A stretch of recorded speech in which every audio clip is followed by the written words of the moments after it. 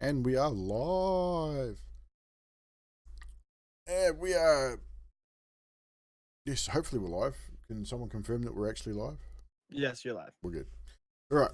So we are back again for another episode of Paradym Bold, the Abandoned Keep Part 2, where we find our motley crew have just they've completed their third trial and have slayed the dragon.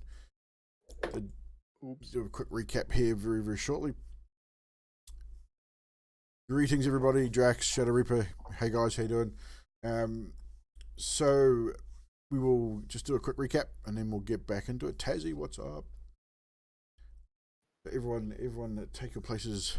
Get your voices ready, and we will get into this evening's D&D. Hey, Gillian. Alicia, what's up? Yeah. So, I can see all your stats.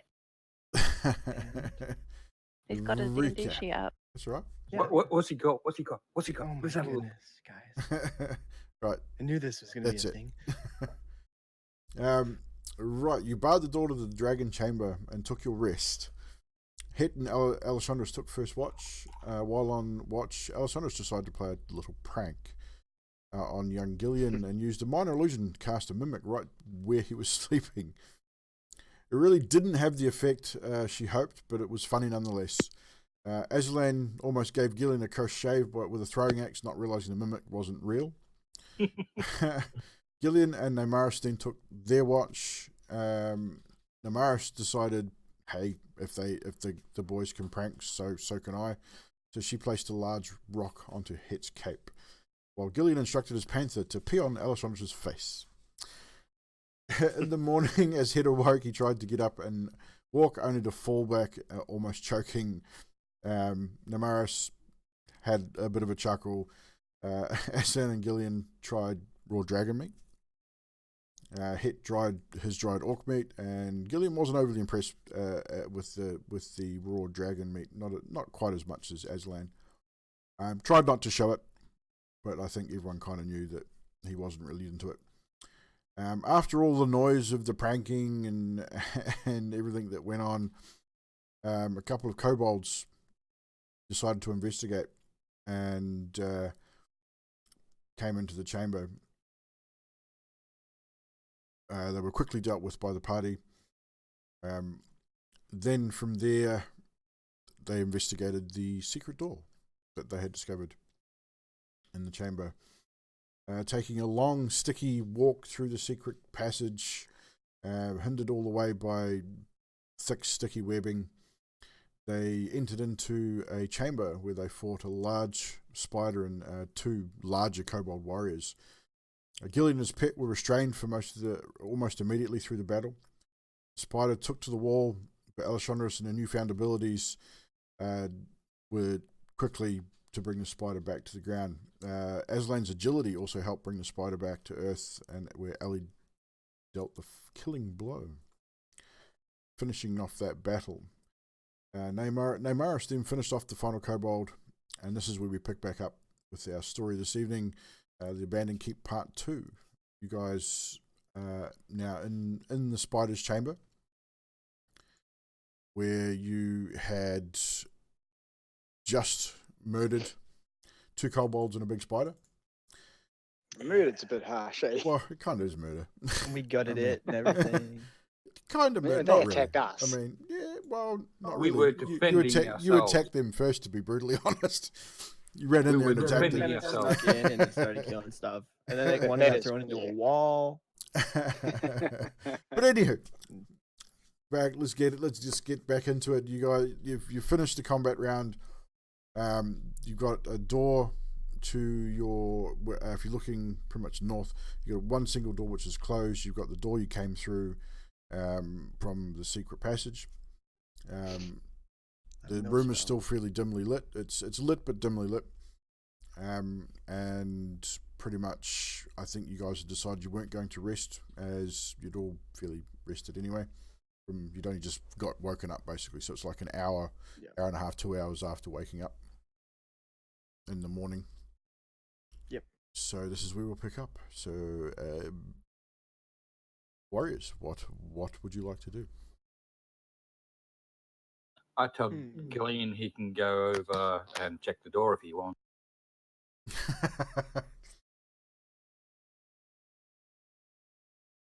I'm gonna roll my eyes and keep tending to my panther.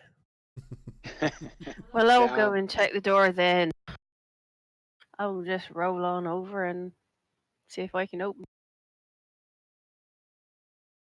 So you're gonna roll on over and attempt to open the door. Mm-hmm. Because you're on the inside, it is locked, but you obviously notice straight away is like a little slide bar locked from the inside. Well, I'll unlock it then. Shishink. The question you have to ask is, are they keeping something in, or are they keeping something out? This is true. I might say they are keeping Well- something out if it's locked from the inside. Yeah, they didn't run over there. They didn't leave through there. It's kind of peculiar. I'm kind of tempted just to open it a little bit and have a little peek through. So you unlock it. Roll a d20 for me.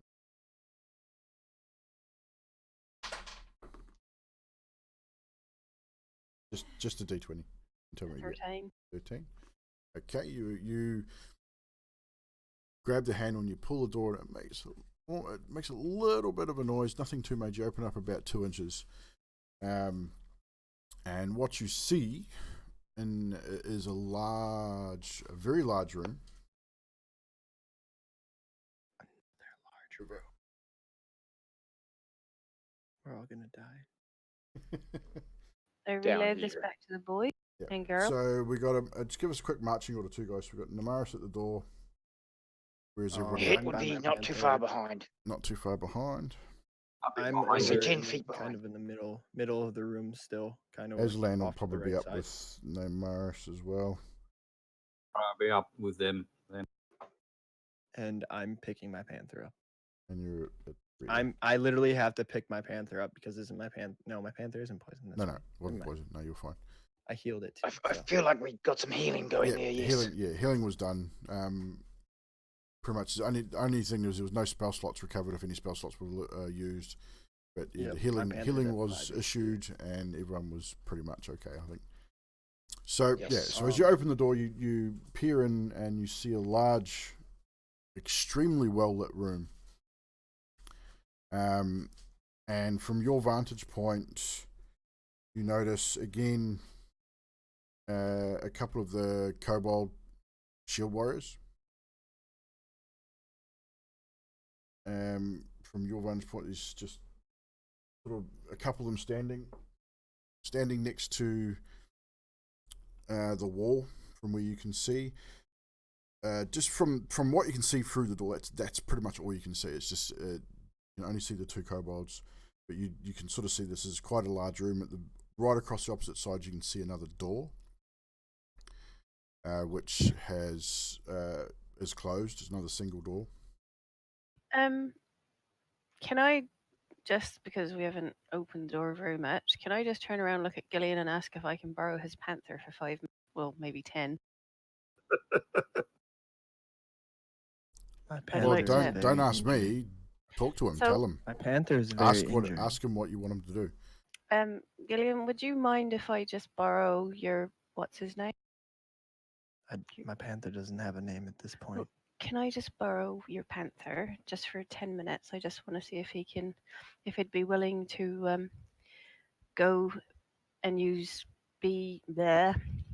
I'd like to cast Beast Sense, do a Beast Sense ritual, and let him go through the door first because he probably wouldn't draw too much attention, so we can actually see what's going on in there. So a giant white panther in a castle dungeon's not going to draw attention.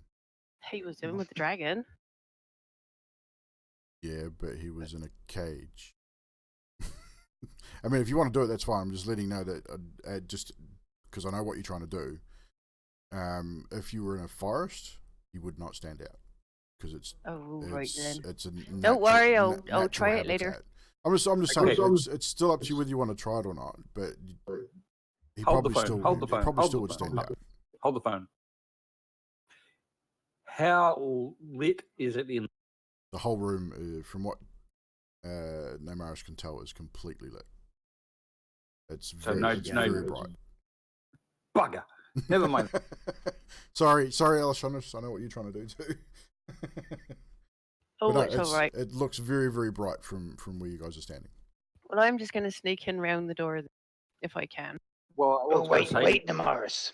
Before you go, maybe we should be prepared. There's how many creatures did you say were in there, Namaris? All she can see is 2. Similar sized kobolds that you just fought. So they've got The their big shields. ones. Yeah, the bigger ones. They got shields. They've got short swords by looks, or some type of short sword.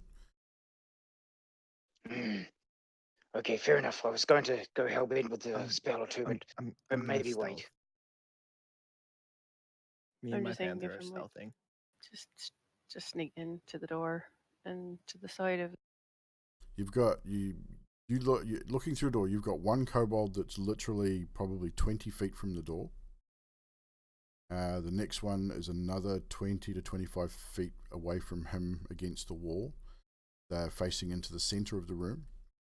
The doorway that you are looking at is on the southern wall. They would be on the eastern wall. So the moment you set foot in that room, you're going to be seen by that first kobold. He's pretty much not too far from that door. okay, I got another idea. I do. Right.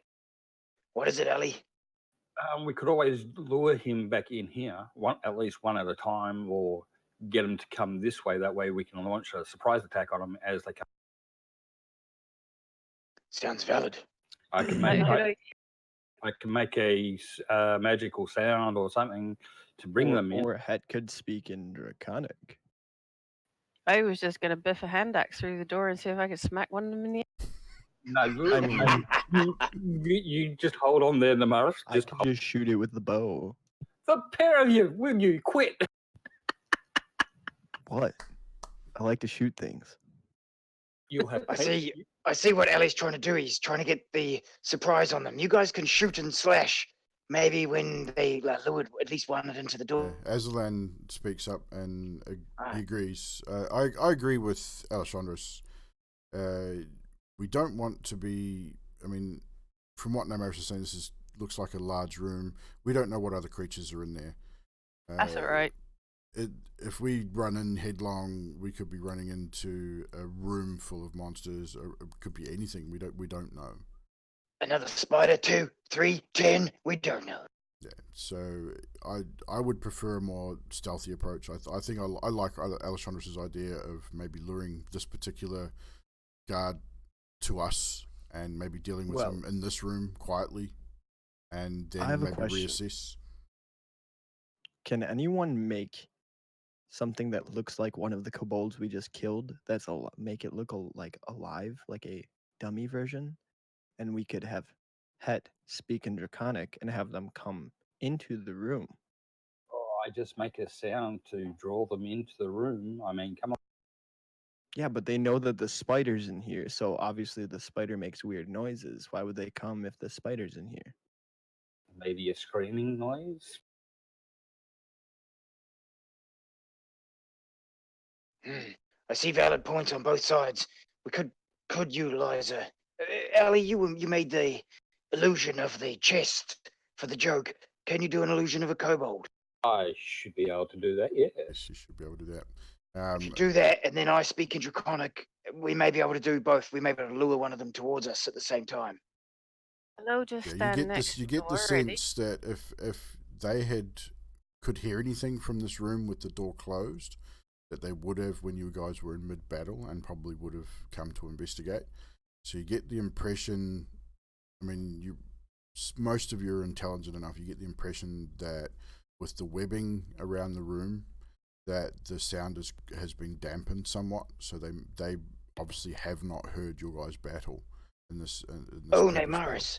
I just had an idea. Is the webbing through the door as well? A little bit.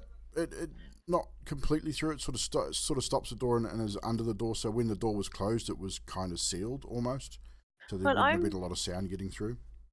I'm just having a think now, and I'm wondering that if we just all stand back and open the door fully, like pull it, and with somebody behind it and everybody else out of the way, if that would draw the attention of these guys to come over any. Well, in That's that kind of case, like what I'm saying is if we do that and have another like a illusion of a kobold with someone talking, it would give them the thought that somebody is like they could need help in here. yeah, but we don't know how many it will bring. I mean, I'd rather fight them in here Yeah, because that's if the they have idea. archers or anything, they're going to be able to hit us from across the room. And if we do it in here, we'll be able to just kill them as they walk through. Yeah, but we That's don't want the door open wide up so they can go, oh, people in there, we'll just wait for them to come out. We don't want Well, that. we'll We just want hide around the corners while we have So this illusion. as sitting you in the guys doorway. are discussing your plan of attack, who speaks Draconic in your party? Head. Definitely hit. Definitely Hit. I kind of figured. I knew you would, as wouldn't anyone else. Hit. You hear. Actually, roll a perception. Everyone, roll a quick perception check for me. Do we want to see this on screen? Not yet. Or what was that? A D12, D6. D20 perception check. Hit roll natural 20. Natural 20. Well, you definitely hear it. Why? Why? I rolled a 12. Roll 12. I mean, you're right at the door, so you'd probably hear it, but you wouldn't understand it anyway. So this I rolled a 4. you're at the back, so you probably won't hear a whole lot. I'm But in the back. Hit definitely hears it, so we'll go. I mean, it's up to Hit whether he wants to translate for the group. But this is what you hear, and everyone's going to hear it anyway. So we'll have it for translation. You hear in a koboldish draconic voice, a little bit deeper than the average kobold voice. Most kobolds have quite a high pitched voice. This one's a little bit deeper, and you hear these words. Pantheon of the Nine Hells? Sorry. You've got it up on your screen. Oh shit! Well then. Well done. I didn't get to read it. Good. Damn it. Now you can't read it because I've covered it. Maris, what do you see? What do you see? Look at my face. Look at that Pantheon beautiful of the face. Nine Hells, infernal spirits. I am the one to summon thee.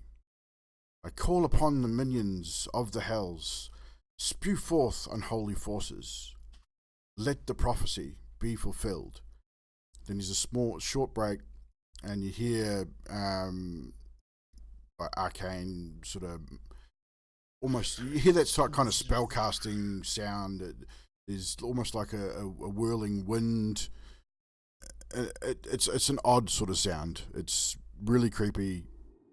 It sounds odd to you, but you know what it is. Being a spellcaster, you know that something is either being summoned or something going on there that's unnatural and of the arcane nature. Then you hear this nocturnal hour, chalice of blood, pantheon of the nine hells. Your will be done.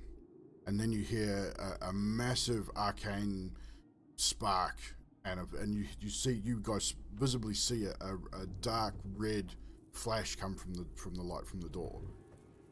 And then you hear the murmurings of other voices, more kobolds. So you know there's definitely more than just the two.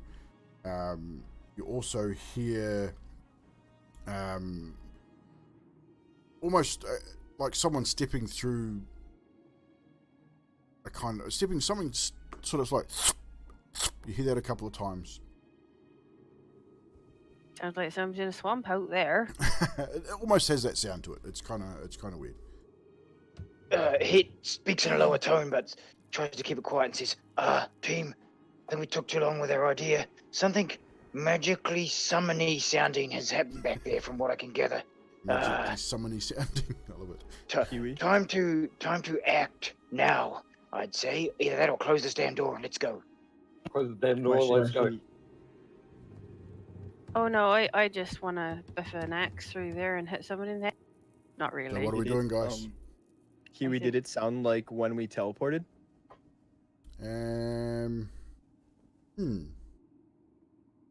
You wouldn't have heard a thing because you rolled a low perception. Even with your passive, you probably wouldn't have heard it from where you were. But Alessandrus, Het, and Namaris, roll a history check for me.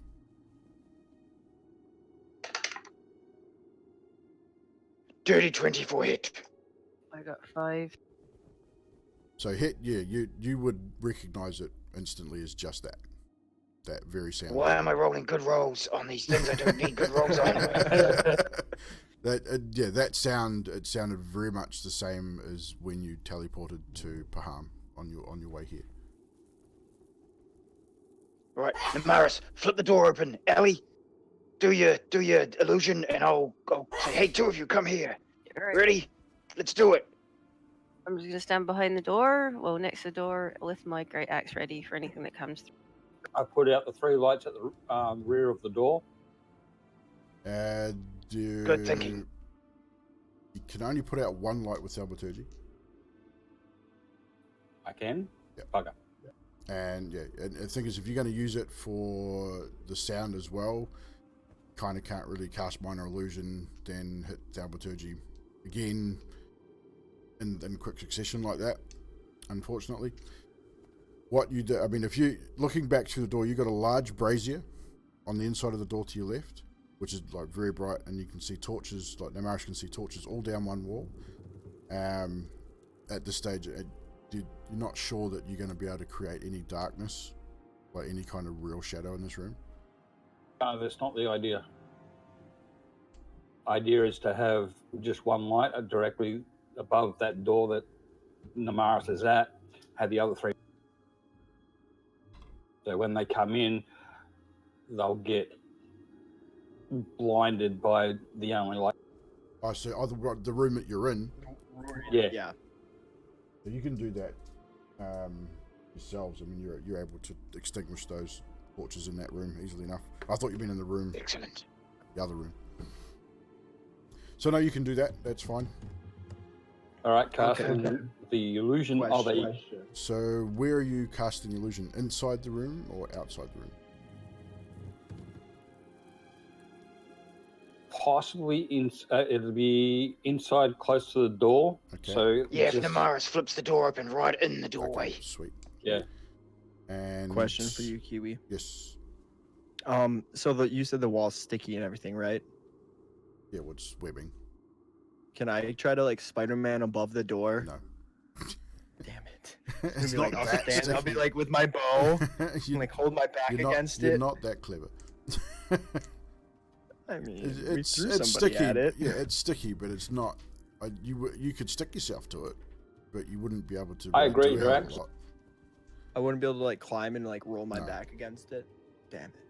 I'm just standing by the Nice. door. I mean, with it's my a axe nice at it. idea, but no. As they go through, just start shooting arrows down. Gillian, I suggest you get into the far corner from that door. I'm going to the back doorway where we Your back entered, corner. Yep. Okay, so you're going into like shadow that back there. doorway with my panther. Yeah, so the in rest of top the right rest of corner. the room is now quite dim. Like the only light is that 1 torch, so that's cool. So everyone's I'll sort be of in one moving away corner, from the Namaris will door. be in the other. Oh no, I'm going to be right next to the door, ready for anything that Yeah. comes in. No, I sort of get what you're talking about. So you cast a minor illusion, which is in the shape of the kobold dragon shield that you previously fought.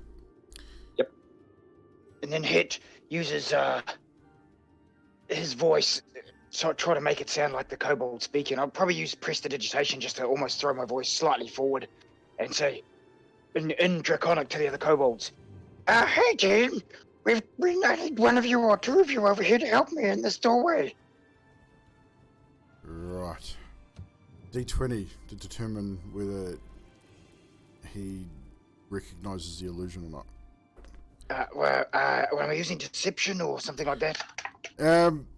No, it's just a straight it's a straight perception roll for these guys to see whether they know it's an illusion or not. And also, I'm using... which one? Oh yeah, that's the other spell. Shadow... Shut up. So who's you're rolling hiding- this D20? No, I'm rolling the d20. This is a perception Oh, for the oh, sorry, kobold to yep. see if he recognizes the illusion as an illusion or whether he determines it to be another kobold. Sweet. silent image. So I'm making him move back into back into the room. Sweet. Hope you two are ready, Namaris. I hope you guys are ready I've as got well. my axe up. So the guard I'm turns sitting in the doorway with my and bow. looks towards you guys, towards the room, and just he starts walking towards the door. Righto, Gillian, knock that bow, mate. I'm holding my arrow ready already. And within a minute, he sort of strolls into the room, looking about. He is under the light and sort of looks up and puts his arm up because the light is quite a lot brighter than they're used to, and does not notice you guys at this point. I grab him by the throat and have him up against the wall. Make a strength check versus athletics. 15. 15? 16. 16. I rolled a 17. Natural 17. So he, as you go to grab him, Strong kobold. you're quite surprised. He takes you by surprise. He sort of twists and moves and pulls out of your grasp, and then just goes ah, and it's right a real loud kind of scream, growl kind of thing. While that's happening, can I do a sneak attack on?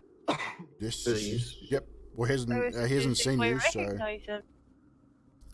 no, you don't recognize. God damn it. I But don't yeah, get him. I'll allow you to make a sneak attack. So just roll to I hit. don't get him. What'd you roll? What? Roll the hit? Just roll to hit. Yeah. Yeah, roll to hit. Yeah. Nah. What was your roll, dude? I rolled a 3. Yeah, nah. You go to strike him across his back and just completely miss. You sort of misjudge. Disadvantage, though? I'm letting my arrow loose. Actually, no, it will be advantage because you. Yeah, I'll allow it advantage. Roll again because he has no idea that you're there. He's focused on Namaris. Nah. I'll allow everyone an action before we roll initiative because he would have alerted the rest of the room with his yell. So I'll give you all a one action, single action, Sweet. as a surprise. Hit will go blast. So Alessandros, Aslan will do the same thing. He'll just jump in for an attack. He does hit. D12 and does 6 points of damage. Does 18 hit? Again, wait, again.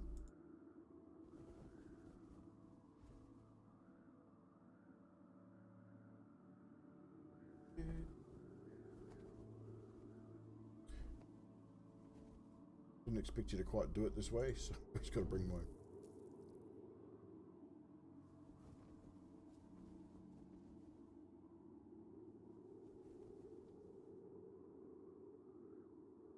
Right. So.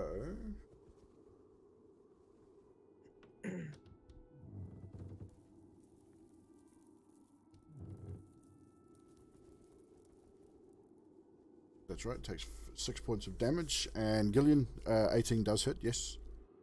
Okay, and then it's So 8. roll your damage. That's 8 damage.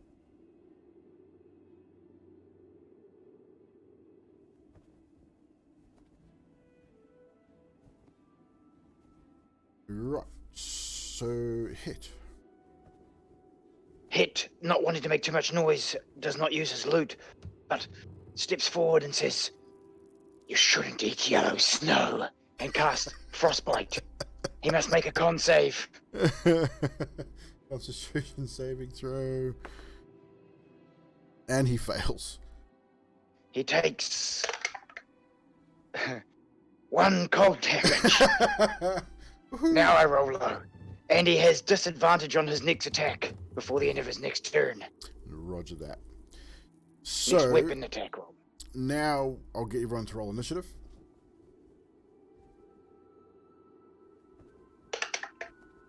And I'll go through everyone in a second. So I that's rolled bonus, or I rolled advantage on all initiative, right? why. As a ranger. I don't think so. Is that against a favorite enemy, maybe? Favorite enemy or favorite Or is that only- terrain? Is it Maybe. only favorite terrain? I'd say it's probably more favorite enemy. Not sure. I thought it was favorite terrain that gives me that. You're not in your favorite terrain anyway, or with your favorite enemy.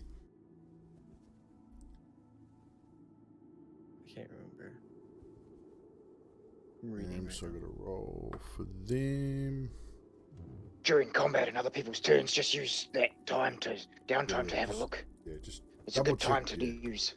double check all your stuff like Because you that, don't just to wanna miss be sure. So I have 11.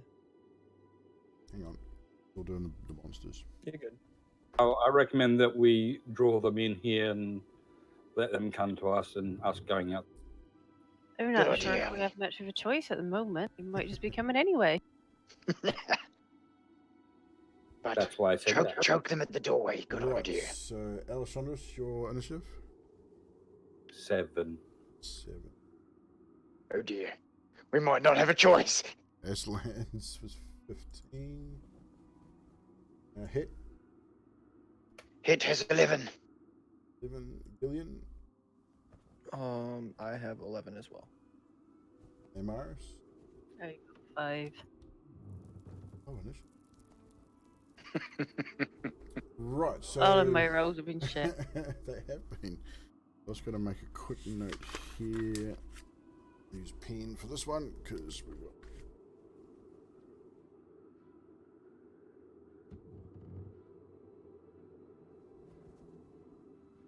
And we use that one on there. Right. So.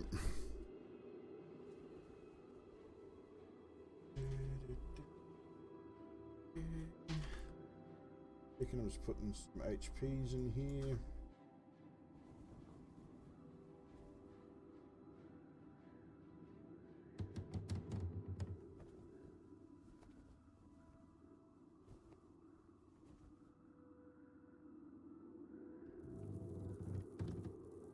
Not supposed to be hundreds. Like, right. So, we will switch over to the battle map as well for you guys, and for those of you at home. So, essentially, that's about all you see to that kobold at the top there. For now. So we just ignore the fact that we just saw the rest of it. Sorry. It is He what it is. expected us to be in there, didn't he? Yep, it is what it is. Well, the door's wide open now, so I mean, if you were to step in, you would see pretty much that much of the room. You can see the kobold to your left on that wall. All the red dots are brightly lit torches. The round squiggles are your braziers, and they're all, again, brightly lit.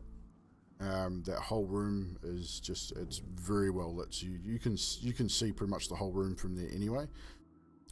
What you do see is, I would say Aslan from where he is would see that dude there. There is another kobold further down from him on that same wall. On the, is like a raised platform. What you can see on the edge at the top there, there's the two black lines.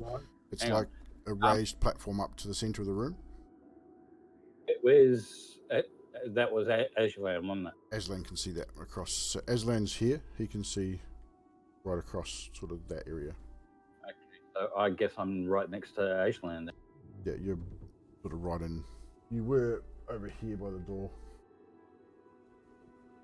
Yeah. So you'd be able to see that side as well. That side of the room.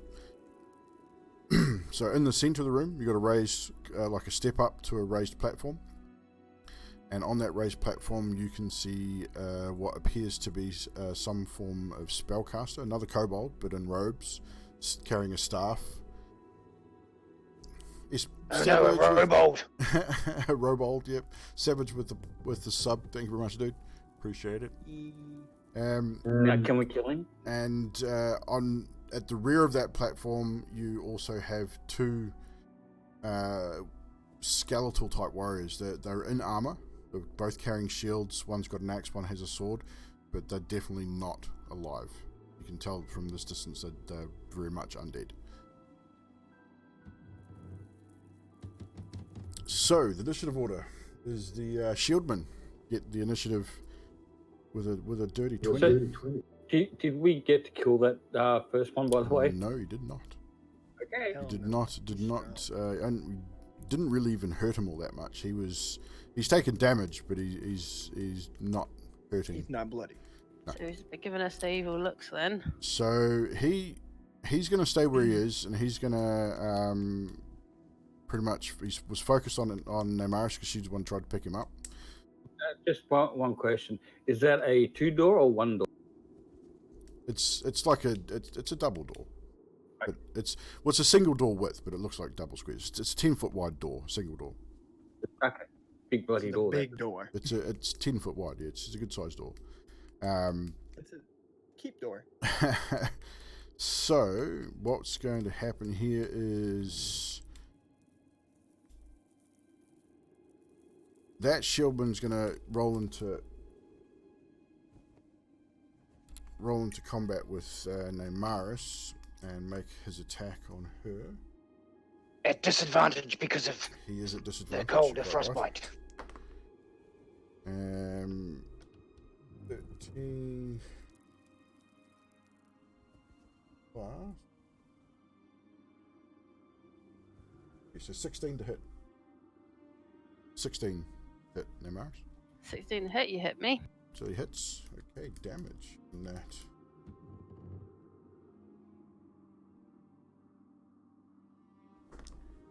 Five points of piercing damage for you on that attack.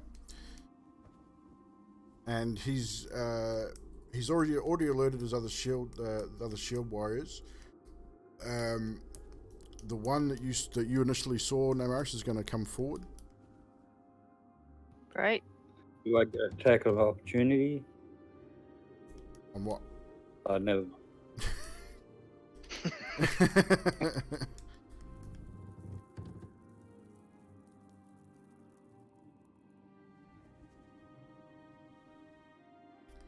And that is the shield warrior's turn.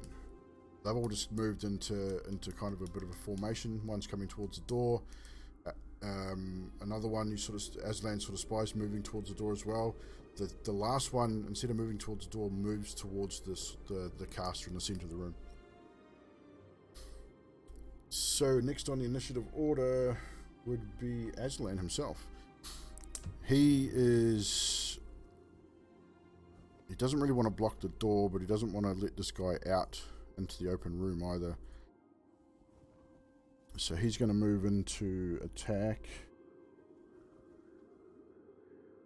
Banking there with Elishandris. Am I there? No, that's Navaris. That's Namaris.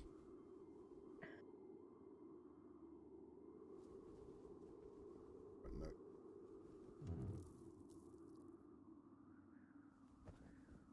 Over here so I can get it. Right.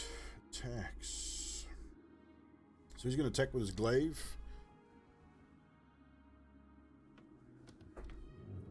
He rolls a natural 19. I probably should have done that. Attack. Plus 5 says 24 to hit. That definitely hits. 18. So that's 5 points of piercing damage. That comes.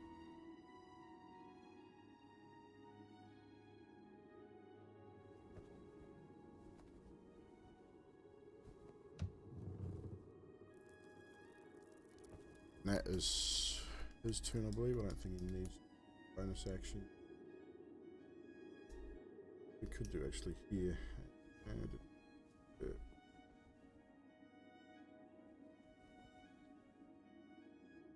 no, he's gonna leave that, and that'll be his turn. Next on the initiative order is the sorcerer. So the sorcerer is going to attempt to cast spell.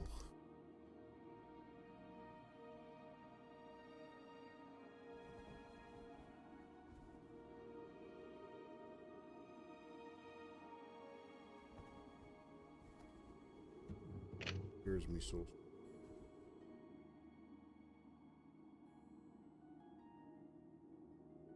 Spells.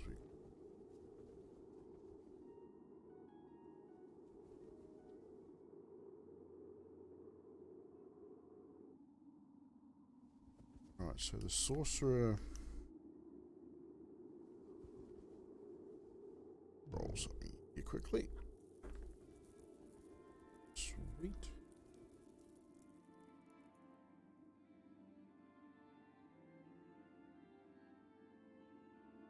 Alessandros, I need you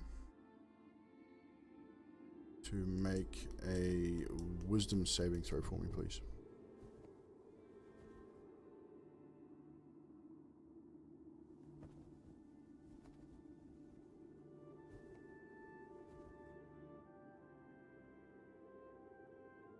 That's 13.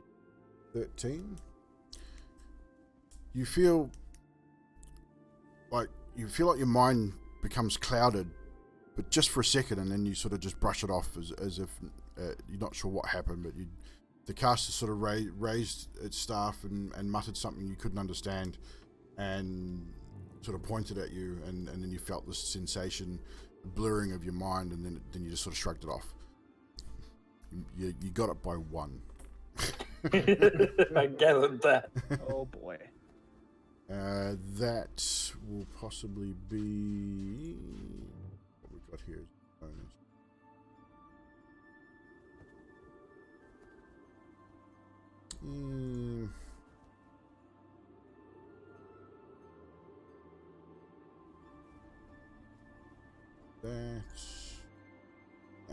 Okay, that's the sorcerer's turn. Next on the initiative is Hit. Is head? Is Hit. Because I believe we both had 11. Yep. So Hit. Whoever's got the highest dex will probably go I first. have So a that'll be 16. Gillian, I would imagine. Yeah. So Yes, Gillian. its dex is 0. As Gillian's taking his turn, I shout out to Gillian, try and take the magic use. Where is the magic? I can't see the magic. You can't user, see him from where you right? are. You're Right, you're in the okay. back of the room. Yeah, I was gonna say my panther is at the farthest bottom wall. Yep. And that I'd be back there too. And I'm just going to sit in the back corner where I have an angle on the reddish colored guy, and I'm just gonna hold an arrow for when he gets to the doorway. Fine, just shoot. Shoot something. So you're gonna hold your action until the other caster gets close enough. The other kobold gets close enough. Mm-hmm. Fair I enough. think. Wait, are they close enough where I could shoot them? What's your short range? I don't know if I have an angle. I have 150. Yeah. Oh yeah. You. Okay. That's your long range, Do I have a though, line isn't of it? sight? Is that your No, long that's or my short range? my short. My Short long range. range is 600. Okay. So now you got line of sight. You can shoot through the door. Okay. Not I'm only gonna- that, I'm he's gonna shoot him then. So that all they see is his arrow. Go, what the? Pretty much. That is a 22. That will hit. That's on the kobold in the room. No, Through the the one back- through the doorway. Got the one. There's one in the doorway. There's this one in the doorway, and then Like- there's this one over here. The further one. Okay. So yep, that hits. 6 plus 3. 11? Or no, 9. 9. 9 points of damage.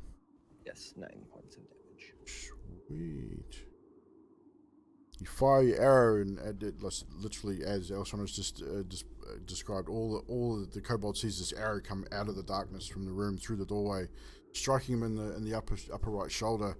He sort of hits it, takes it, and drops back a little bit, stumbles, and sort of gets back up, and sort of a little bit confused at where the hell his arrow came from, because he really can't see anyone in that room right now. Sort of, you're all sort of beside the door. All he can see is his friend and what's going on inside the door there. So that you got to move, bonus action. No, I'm not gonna do anything else. It will Probably be should your turn next, sir. And points forth Alessandro's your his next. points forth his lute and starts playing a low E tune and says, "A sign of the cross." And he blesses Nemaris. He blesses Aslan. No, I'm only going to bless the players that are here. He blesses Alessandros, and he blesses Gillian. You all get D4s on your attack rolls or your saving throws, not your damage. So Attack rolls and saving throws. Gillian, Alessandros, Neymaris, and Correct. Aslan. No, Just I the won't three? do Aslan. Okay, Just the 3. Then, as a bonus action, they are blessed. what will Hit do? No, he won't do anything as a bonus, but he will move more towards the wall so he can still see his party members, but less of the enemy. And You lied behind me. Get behind me, my friend. That is the plan. right in behind And that is- Neymaris there. So Correct. That is Hit's round. Thank you. no problem. Alessandros, you are next. I'll use the bonus action first. I extinguish the light above the door. Extinguished. And throw a dagger at the one near. One in Neymaris, no problem. Roll to hit.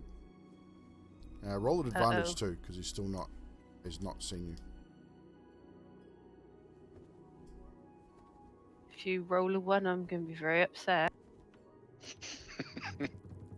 So I rolled a 9, so +2, 11. +4 with the what hit Plus your D4, yep. 9, 10, 11. Yeah, I think I missed. Tell you just a moment. So I got 13. 13. That misses. And with that, I move back a square. So as you throw your dagger at the kobold, it sort of glances off the shoulder plate and sort of goes tink tink tink across the floor. Well, not really, because it's webbing on the floor, so it sticks right at Neymaris' feet into the webbing. Sorry. gives her a little bit of a start, but she's sort of a little bit focused, so she's not too concerned. Now, the idea was with the light, that means it's the only light's coming from the doorway now. It's coming from the doorway, yeah. So you guys, those of you who don't have dark vision would be at a disadvantage on your attacks. Not that much. They're all Gillian, coming through the door. Depends on where you're coming from. Good thing I have dark vision. That was the idea too. Yeah, I mean the doorway would be enough to light that creature.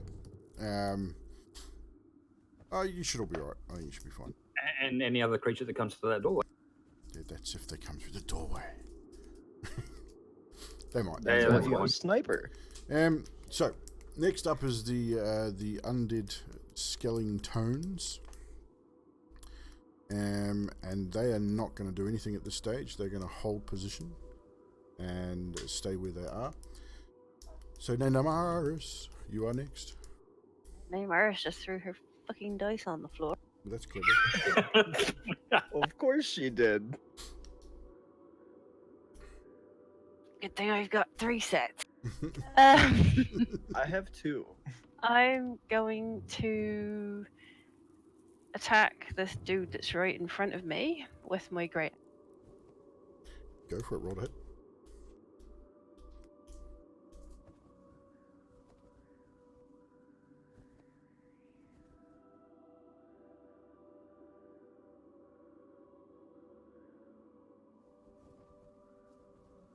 We get 16. That hits. And now I'm going to kill him. Jesus. So you think. Brutal much. He takes 14 damage. 14 damage. Remember, you're not raging, so you can't add your rage damage. No, that's just my normal damage. You rolled 12 on your 11. d12. Oh, I got 11 plus 2. That's 13. I'm not that intelligent. My counting's not that wonderful. So 13 points of damage. Don't put me under so much pressure. So as Namaris comes down with a great axe onto the shoulder of this poor kobold that she's trying to murder, he takes it right into the clavicle and it splits his shoulder open, and he's looking pretty rough. His arm drops to one side. He's sort of and sort of almost drops to one knee, but staggers back up. He's looking not healthy. He's still in this fight. Next would be the Shieldman's turn. Back to the top of the round. So he's going to return attack to Namaris. It's about all he can do. He gets a 17, natural 17. That hit. Do I get an opportunity attack? No, because it doesn't work for me. Shut up. Yeah. Nice try, but no. Well then, somebody wants to kill him. So it's a dirty 20 for the attack, so that hits. I'm dodging like hell here. Oh, wow. Gets a 2 points of slashing damage. Woohoo! Wow. She gets another attack too. I forgot you got 2 attacks. So on the second attack, make 2 attacks with 1 action, not an offhand. Wow. Nice try though. Me. So the How much second 2 points initially. The second attack was a 16 to hit. Yep, you got me. That's better. 5 points of slashing damage as well. I thought you'd hit me with 16 points, and I was going to say, holy shit. No. I just give him a dirty look. I go, And ow. he sort of slashes at you with his little short sword across the thighs, because he's not even though he's bigger, he's still not as big as you are, and sort of it catches across the top of the thigh. And it's a deep cut, but it just seems to fill you with anger more than hurt. I just look at him and I'm like, ouch. What do you think you're doing? Aslan is now next in that fray. He will attempt to finish the kobold off with his glaive, but misses with a 4.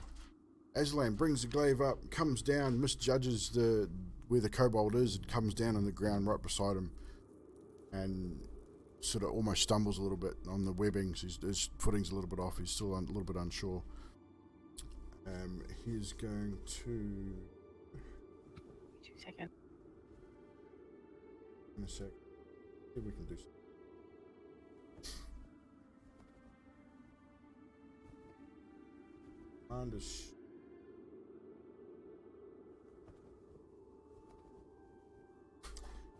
Okay, so he normally gets 2 attacks. Aslan's going to use Commander's Strike. So he's taking an attack action on his turn. He's going to forego one of his attacks and use a bonus action to direct an ally that he can see or hit a strike using its reaction, adding the superiority die to the damage roll. So he's going to use Commander's Strike on Elishandris. So you can use your reaction to make an attack against the kobold. And you will add this damage when I roll it.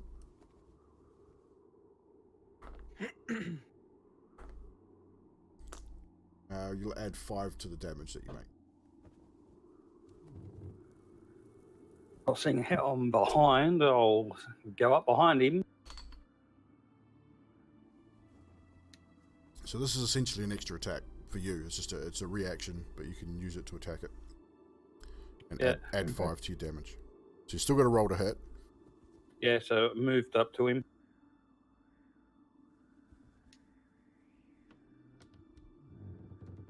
I rolled a 22. No, 21. That definitely hits.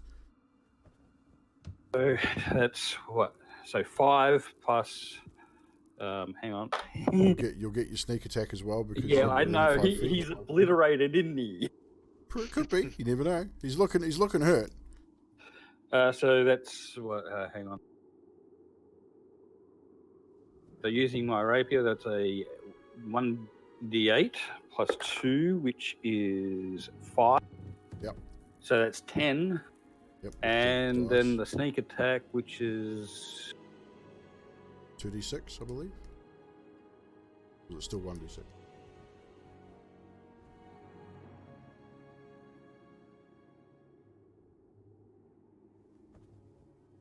trying to find it.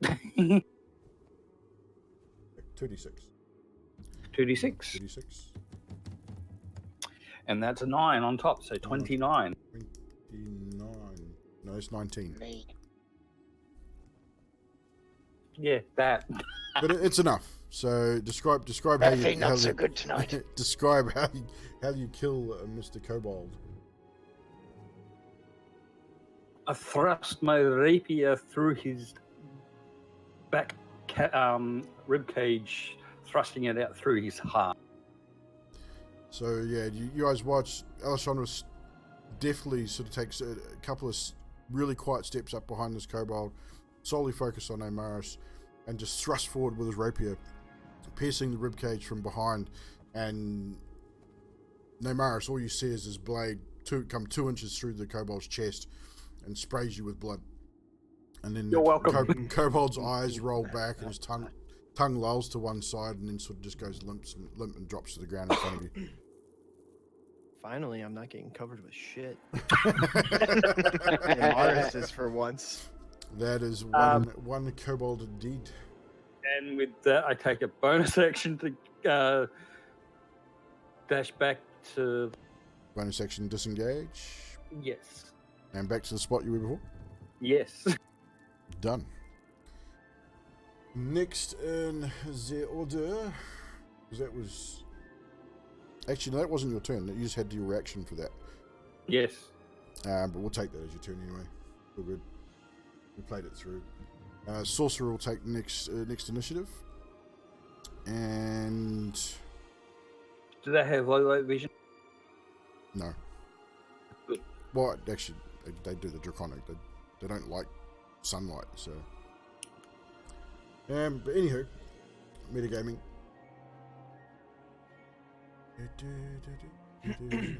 Metagame, fuck. Oh, Gillian. Oh, I'm gonna die. It's okay. Now, if I can help So it. the sorcerer moves up, gains line of sight on a couple of you there. But the sorcerer's the black one to the left? Yeah, the sorcerer is this one with Okay. that one there. Looks like it's got a bow in his hand, but he's not a bow. Just wouldn't that be a disadvantage because he's looking into the... No, because there's enough light from that room. It would probably light up a good 25 feet into the room. I'm just anyway. trying. Nice Not try. me. Nice try. So not me. I'm still dark. Yeah, that doesn't mean anything. You're not dark. You'll be what's considered dim vision, but that beside the point. He is going to God damn it. Cast. Fucking casters. No, he's not going to do that. He's going to do this instead. He's going to take that. He's going to cast another spell at Azulan. Azulan will have to make a wisdom saving throw.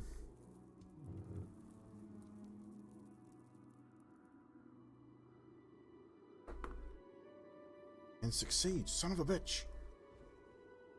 Well then. So Aslan, he feels the same thing. He steps into the light, spies the sorcerer, and feels this sort of dull shade come over him, and manages to shrug it off. Actually, no, he's a half elf. He's immune to it anyway. Duh. So am I. no effect at all.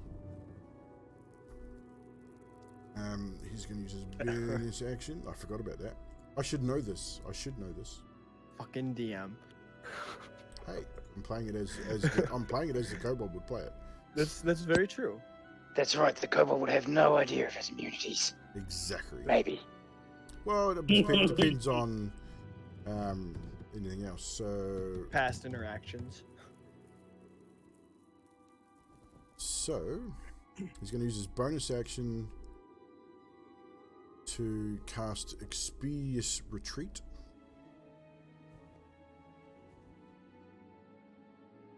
He's going to take the dash action, retreat back to there. Was that the caster? Yep. All right. I'll mark the caster so you guys know who he is. Question: is this caster taller than a normal kobold? He's about the same size as the dragon shields. So okay. So I need But to know. he's a little bigger than the ones that you guys struck at the caves at the mines. Right. Okay. So these ones are But a he- little bit more. I was more developed. asking the kobold if he was taller than the kobold in front of him, kind of thing. Nah, they're all about the same. They're all about the same height. So I could shoot him over the shorter. Yeah, that was my kind of idea. Yeah. Well, you could probably shoot him anyway. I mean, you could angle it to. You're smart enough of a ranger that you could angle your shot to hit the target you want to hit. Okay. So Gillian, you're next. That's And exactly what hit I'm you're gonna after do. that. That's exactly what I'm gonna shoot the caster. Shoot the caster. Go for it. Yep. Ooh, an 8 to hit. 8 to hit. Yeah. I'm pretty sure that doesn't. Don't think forget your so. bless, people, plus the D4. Oh You've yeah. got a D4, so So don't forget 12. that. 12. Still misses. Oh no, D4. I have to roll it. Yes, you do. It's a 10. 10 to hit. Yeah, you still miss. You fire an arrow at it, and you sort of misjudge the distance a little bit, and it fires just over his left shoulder. And he's not quite sure. From that distance, he can't really see you. He knows that obviously someone's there. He's intelligent enough to know that someone's there, but he can't quite see you. So he's sort of snarling, and you can see him sort of looking around at what he might do next. Question. Yes. Can I bonus action command my panther to hide? Yeah. Roll stealth. That is a 28. I rolled a nat 20. As far as you know, your cat's hidden. Okay. And And roll a wisdom saving throw for me too, just while you're at it. That is a 7. 7. Roll d6. Ooh. 2. Yeah. You all of a sudden sneeze uncontrollably for like 3, 4, 5 times, really loudly,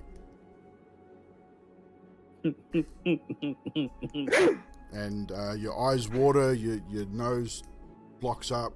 You will have disadvantage on your next attack. Fuck. Hey, Can I keep it tell my down. cat to move? Can I I just tell give my him a cat to funny move to look. the opposite Like, corner? what? So you want to move to the opposite corner? My cat to move to the opposite Yeah. corner. Okay. To the like far left corner. Yep. Done. I'm the yeah. I can't see it, so No, you're still off camera. But Yes. You're Legolas. there. So hit. That would be your turn. Hit wants to move, I guess, 5 feet so I can see through the door. I guess so I can see the caster as well. If I can see him, like he's between 2 lights, I imagine. Yep. The whole room's fairly well lit, so you can see him from there. So 5, 10, 15. Right. I don't want to move too far because I want to move back eventually. Yep. No and worries. I'm going to point my loot up at the caster, lifting my knee up like Steve Harris from Iron Maiden does. And I'm gonna pluck the top string and go, all guns blazing, and I'm gonna fire magic missile at the caster, That's an which is automatic no hit. aiming, That's an automatic hit. hits, and that is 2, 4, 6, all 3 missiles aimed at him, No doing worries. 7 damage in total. 7 damage total. And yeah, what color are your magic missiles? If you know what a black light looks like, that's what they look like. So they're fluorescently purpley. Fluorescent purple. As you see, Hit raises loot and he plays that tune. From the end of the loot, these brilliant purpley bluish lights just charge out, 3 of them, and it's sort of snaking around through the door out around the kobold in front and slam directly into the chest of the caster. He stammers back a couple of steps as all 3 sort of and it's like, whoa, he's taken by surprise. He didn't expect to have another arcane user or another spellcaster. He just didn't expect that with the melee attacks that were going on, and sort of staggers back, and he hisses at you, and he says to you in Draconic, "You will not stop us. We will continue our work. The prophecy will be fulfilled." Kiwi. How does Okie that go dokie again? then. What's Pew that? pew pew. How does that go again? Pew pew pew. Fuck you. Uh, I get hit. I'm getting a premonition. I think that Gillian's going to drop dead soon. Hit would like to move back to a cover position pretty close to where he came from. Roger that. Take you back to about And he there. would look around his own party looking for who is the most damaged or if anyone needs any help. Well, my panther's at 5 health. Your panther is looking hurt. Yeah, from the spider still. So is Namaris. Yes. Yeah, Namaris is taking a bit of damage. But Namaris, if I looked at you, what would I see? Large damage. Would you be needing healing? I'm probably a little bit. I'm pretty tough, but So as a bonus action, Hitch is going to cast Healing Word. So as he backs over to the wall, he pulls his loot back up and says, it strums a little ditty. He says, "Heaven can wait." And he drops Healing Word on you. Here we go. Here's some healing coming your way. It's not a lot. 5. You get 5 hit points back. that's enough. Thank you. That is it. Right. that is it. So next in the list be Alessandros. But you had your turn, killed the kobold, so we'll pump you. Now. Yeah, that works. The skeletons now, they're going to make their move. So, 1 second. Sorry, DM. Hit takes that back. Cannot heal. I used a spell, and I can't you use a did too. bonus action So unless it's remove cantrip. So those 5 apologies. hit points. Namaris, unfortunately. sorry, I forgot Namaris. about that. Yeah, you used a main My level legs spell. start Used- bleeding through Yeah, bandage. I had to use a cantrip, not a bonus. So we go zip, zip, zip, and that 5 HP disappears, and Namaris' leg starts bleeding again. Apologies. I thought Magic Missile was a cantrip, but it is not. And Namaris just shrugged. Yeah, Namaris, your turn next. Skeletons have moved. They're not going to do anything else at this stage. I get right. I rage and I get right up in the. Bonus action rage. Namaris Yep. is now raging.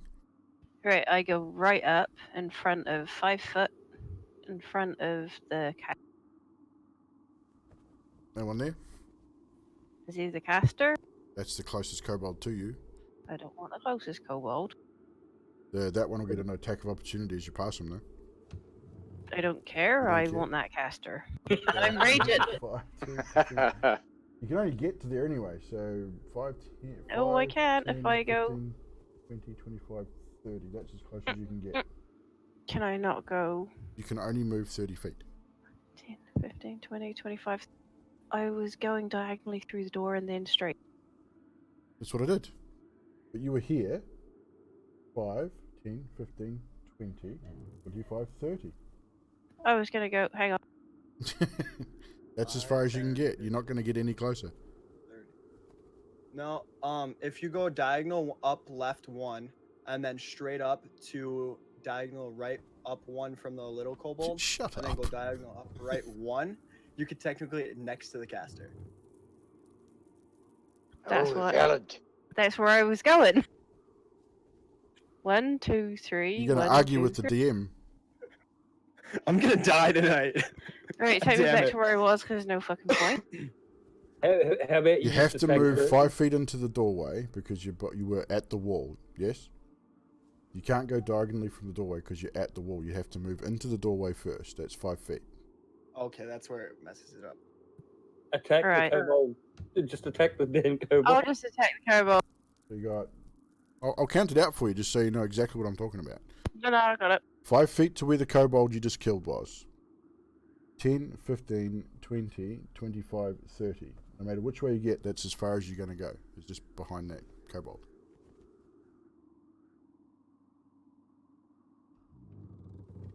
So do you want to do that or not? Yep.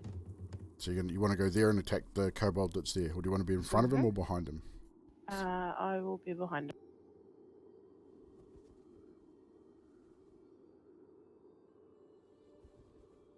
I get what you're trying to do, but it's you had to take into account you had to step into the doorway first from that room because you were at the wall. Fair enough. So I roll to hit, and you are 13. raging. So remember your rage hang damage, and you're blessed. Remember your D4 for your hit.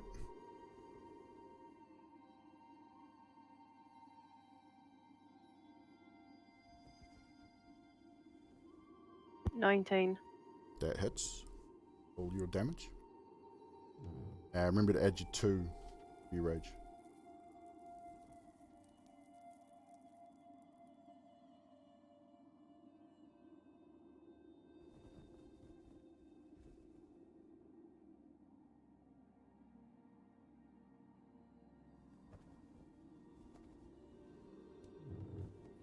For 16. You rolled max dice again. Mm-hmm.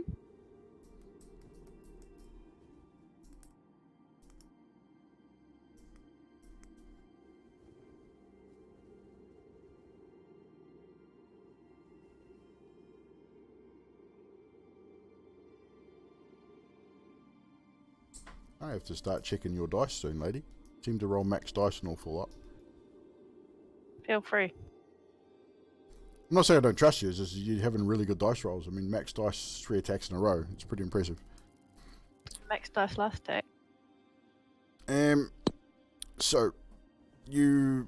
Loaded dice. the dice I gave her, so I might have to get them back.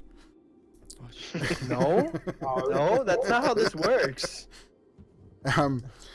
So, Damaris rolls angrily into attack, smashes this kobold, and just hacks away at him. 16 points of slashing damage, yes, I'm assuming?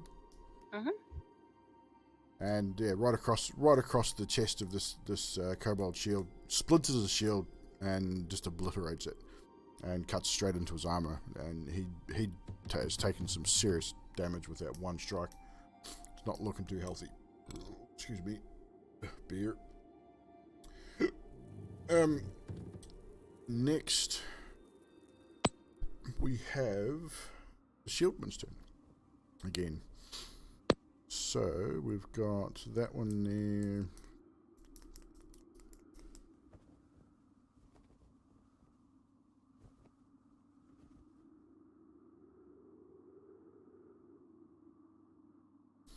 So those two are going to roll in towards you. And that one that you attacked is going to turn around and return fire.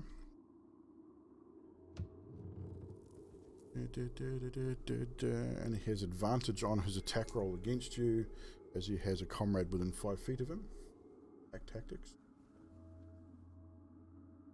Oh, and everybody gets advantage plus. Yeah, you get advantage on attack rolls if you're within melee attack rolls. Melee If you're attack within rolls 5 on feet of anybody within Damaris. 5 feet So just of bear me. that in mind. Yeah, that ain't gonna happen anytime soon. Oh, wow. He doesn't think he will get that close. First attack was a miss. Second attack was a 16, which I believe hits. Mm-hmm. And he hits you for 4 piercing damage, half to 2, as you're raging. And that's pretty much... Oh, actually, no, that dude can... got a spear. He's gonna attack as well. So the one here is gonna make a spear attack on you. 16 to hit again. On the one attack, and rolls And that's 8 points of piercing damage, half to 4.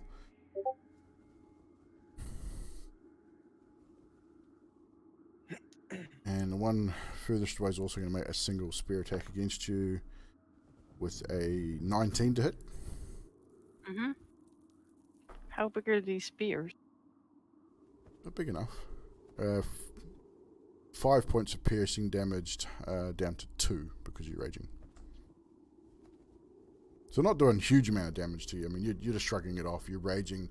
To you, it's like being like someone's throwing like a dart at you. It's just sort of it's hitting you, but you're just looking at it, going, "Well, is that all you got? Needles. Bring it on, man! Bring it on!" And that would bring it to Aslan's turn next. He is going to. He's going to rock in melee combat with that dude right there. God, Aslan's rolls are shit tonight. He misses with his first attack. Seriously, he's just not having any luck whatsoever. Rolled a 6. How many 11. superiority points does he have? Why? Because he used 2 last session. Yes, I know. Okay. I didn't know if you remembered that. I've got a sheet. I've got a sheet in front of me. Oh, I didn't know if it marked it off on there. Yep. Okay. I just kind of wanted him like. I got it under control. If the DM use endless superiority to help us, that's fine. No, I want to die someday. That's pretty much all he's going to do. He can't really do much else. So poor old Aslan, he just not having much luck. He again swings in with his glaive and just glances off the armor of the kobold, and he's looking a little dejected after all this. Now is the sorcerer's turn once again, and the sorcerer is going to, as a bonus action,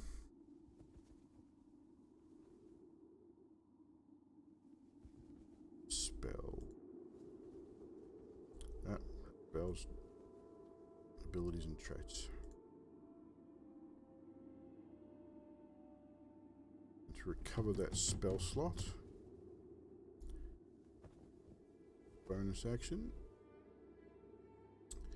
and is going to attempt to, who's there?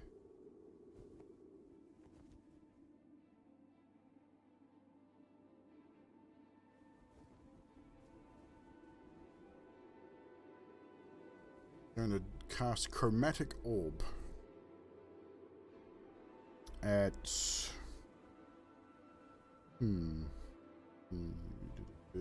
Neymaris, the closest one to him.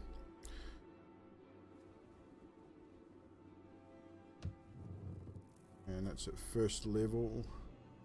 A roll to hit. Rolls a 17 to hit. What kind of damage is that? I'll tell you in a moment. When I find my dice. Uses. Basically, you hurl a 4-inch diameter sphere of energy at a creature you can see within range. You choose acid, cold, fire, lightning, poison, or thunder, the type of orb you create. And then make a ranged spell attack against the creature. 3d8 damage. This will be fire damage. 7, 9 points of fire damage. I am unconscious. You're unconscious at 9 points. Mm-hmm. Really? Mm-hmm. Neymaris drops unconscious, being hit with a giant fireball, basically, and just drops almost instantly. Thought you had more hit points than that. I did, but I kind of got hit by fucking kobold. Yeah, they're only doing small amounts of damage. They did like a total of 6 damage. You sure you did your damage right? Mm-hmm. So Namaris is unconscious. Fallen on the battlefield. It is your turn. I know, Gillian, sorry. Then Okay. Hit. How far is the spellcaster from my panther? About same distance as it is from you. I don't know how many squares that is. You're 30 feet from the door. So your movement will get you to the door. How much is the panther's movement? 50. Okay, so my panther. He'll get 20 feet into the room. I'm gonna. Opal, come with me, and I'm gonna go to the door, and Opal is going to attack the kobold that was right there, the red one. So you're blocking the door? I'm on one side. You still can get through. You can get past your allies, Yeah. regardless of who's in the door. And the panther is going to attack with a claw attack on that kobold, but it is using pounce, so they have to do a DC 12. So strength or dex? Strength.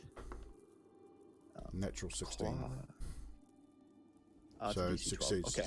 Succeeds on the strength check. So it does not get a bite attack, and then it is to roll for your claw attack. And attack. I was just remembering the proficiency bonus, so it is +4 to hit, +2, so it's +6. 8 + 6. That's 14 to hit. That misses. Armor class 15. Oh fuck! So it just misses. It rakes across the armor. You guys are sort of taken aback. These kobolds are pretty tough. They're wearing some pretty thick armor. And yeah, they're doing pretty well. But yeah, you unfortunately missed with that attack. And then that's it. That's it. So Hit, it is now your turn, sir.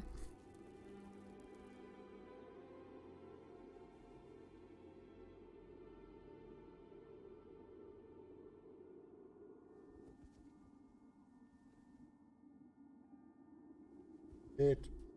No. Dropped off. Oh, no, it's all right. I had mute on. Sorry. So, oh my God, we lost him. I'll repeat my instruction that I said in mute. Hit moves 15 feet to the side so he can see through the door, I guess. Yes.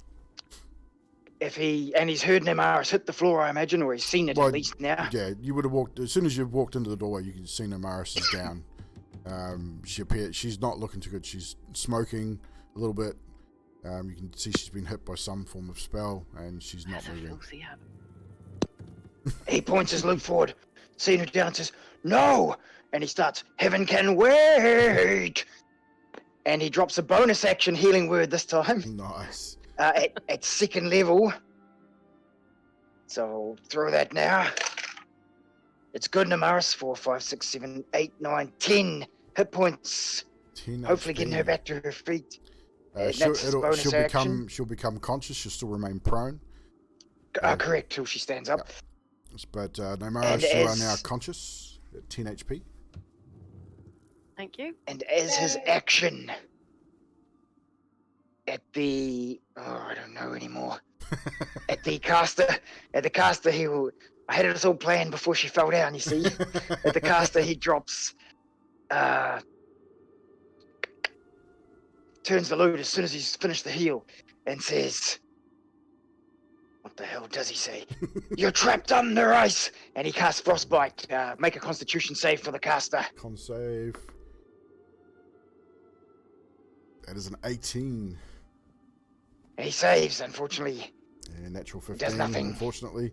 So yeah, as you cast the spell, you see that cold sort of aura build up around the kobold, and just doesn't really come to much. Sort of dissipates almost just as fast as it started to appear. I was too worried about Namaris. I wasn't focused enough. Yeah, your mind just wasn't quite in it. You were quite distraught to see an ally fall in battle.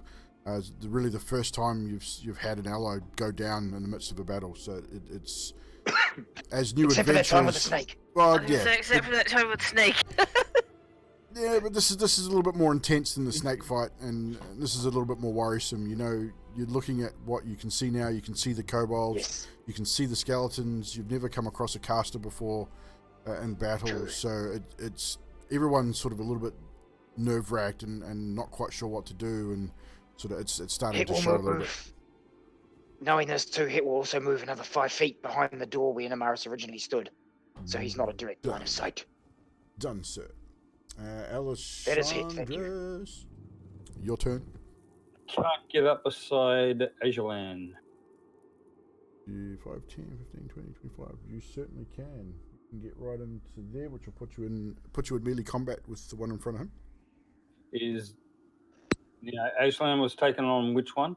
One directly in front of him. So I wouldn't get sneak attack then. Okay. Yeah, you would. Oh. He's within 5 feet. So any target that is in melee combat with another ally, you get sneak attack on. Okay. Cool. All right. Attacking. Roll to attack.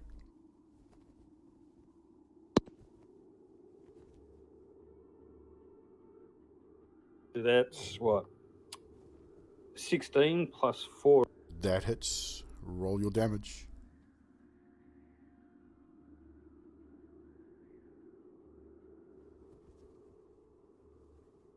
That's a 3 on the D8. And a 11. So 15? No, 13. The 3 on D8 plus 2, which is 5 plus your sneak attack. So 5 plus your 2d6.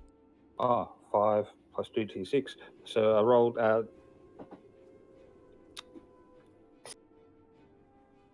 missed that. What did you roll on your d6? 16 all up. So you rolled 11 on your d6. Nice attack. 16 damage. You again run him through with the rapier. He goes down to one knee, blood, coughing up blood and spurting, and he's looking really rough. Doesn't quite go down, but you've definitely done some serious damage to this poor kobold. But you've also seen Namaris go down, and you're determined that you're not going to lose an ally in battle. So you're striking true. You've got an offhand attack as well, remember? Oh no, you threw your dagger away, didn't you? Yeah. And you didn't go pick it up? No. Right, well done, good remembering. Take a DN's inspiration for that, for actually playing your character and remembering you threw it away when I didn't. So, next in line is the skeletons. Ooh.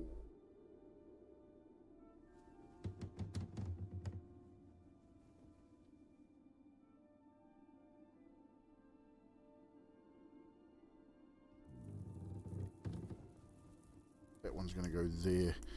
So, one skeleton is rocked into combat with you, Alessandros.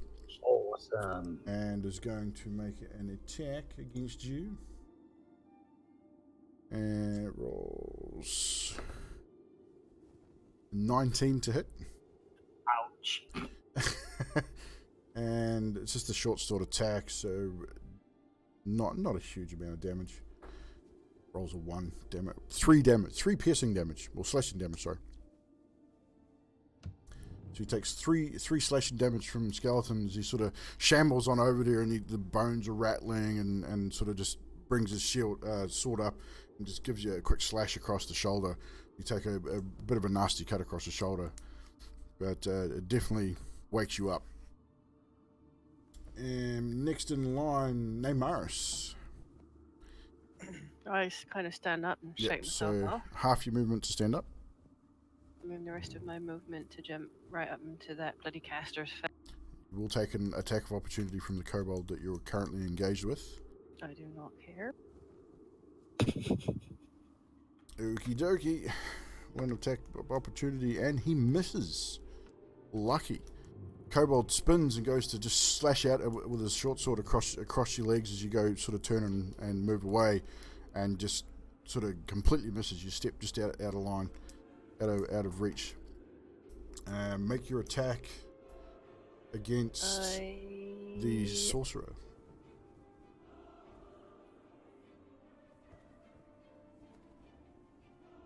19 to hit. 19 does hit.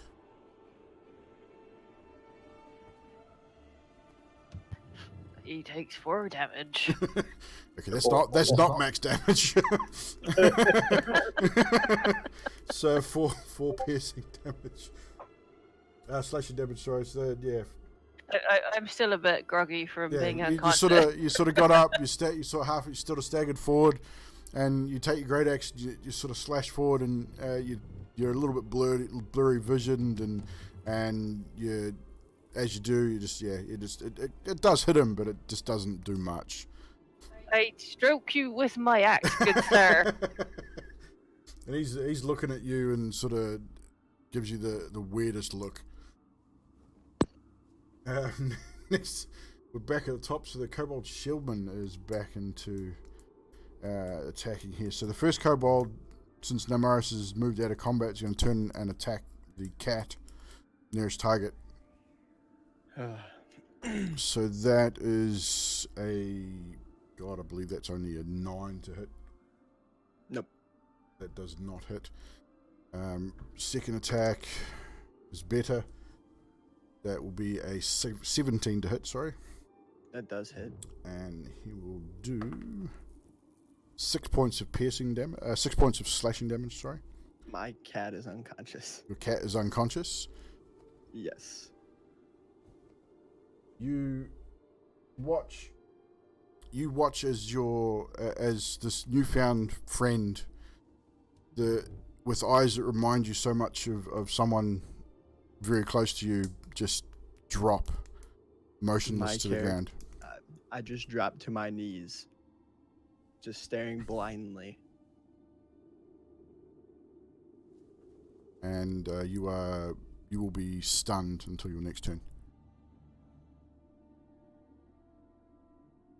Hit, you see this. You see Gillian just fall to both knees, silently screaming, like the look of pain on his face, but no sound comes from his lips. What the hell's up with you, buddy? But his eyes, you see his eyes glaze over, and he's just sort of there on his knees, just not moving. It's just a cat. We use it for food. Awesome.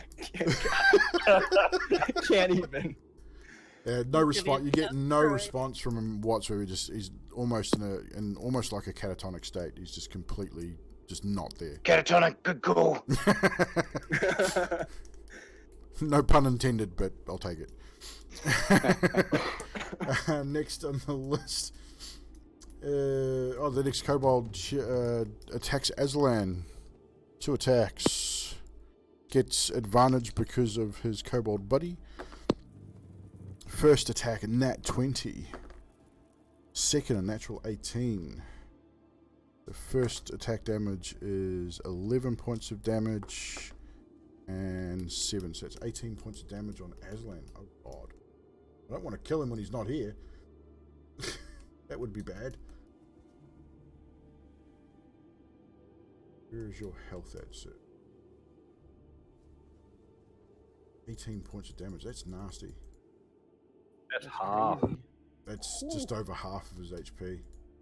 So Aslan takes a double strike from this kobold shield warrior, and the kobold seems to find the crease in his armor and cuts right up just under his chest plate and cuts in just under his gut, and the other one strikes in the crease between the shoulder and the chest plate, and you can visibly see the blood seeping out between the creases in his armor. He is not looking good. He's taken a reasonable amount of damage. He staggers back. What are you guys doing to me? The breath almost but the breath just sort of leaves his body there for a second. That was unexpected. The next kobold shieldsman is going to... What's he going to do? He's going to move in to Alessandros and make his 2 attacks against you. A natural 18 on the first. Ouch. And a natural 14 plus 4, so 18 on the second. Wow.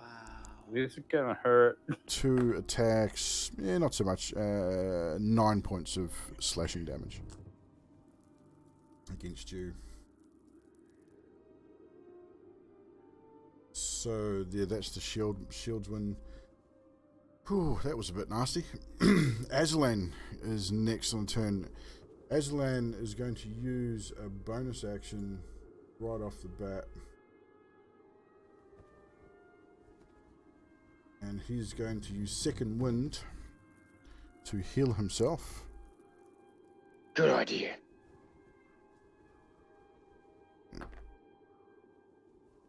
Fucked. That's good. 9. Heals 9 points of damage.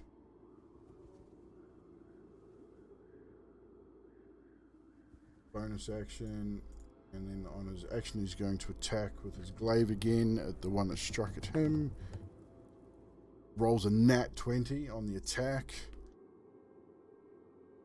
So 2d10. Here we go. 2d10 plus 3. Double 10s. Look at that. That. Wish I could show you guys this, but that 2 zeros, double 10s. So That's a that is second 23 points of damage on that that kobold, and he is looking super rough. Aslan, reeling from the attack that he took from that very same kobold, just sort of stands back, takes a deep breath. Second Wind heals himself up and just strikes down with all his might, and almost completely removing the kobold's left arm. It's non-functional. That kobold will only get 1 attack next turn.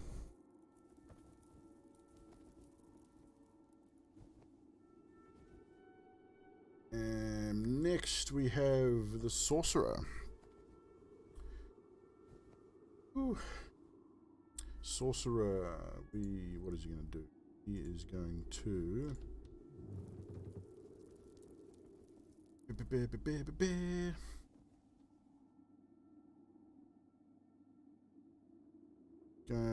Neymaris, make a wisdom saving throw for me, please.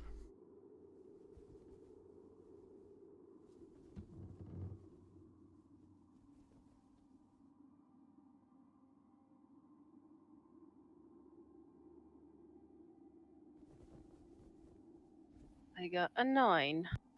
Fuck. You watch as Neymaris, her great axe, which is normally held ready for attack, drops to her side. Oh, This is Jesus. psychic attack. This is a charm spell. Would that be classed as psychic? And No. no, Damn it. it's just It's its own thing. it's its own thing, yeah. It's charm. So,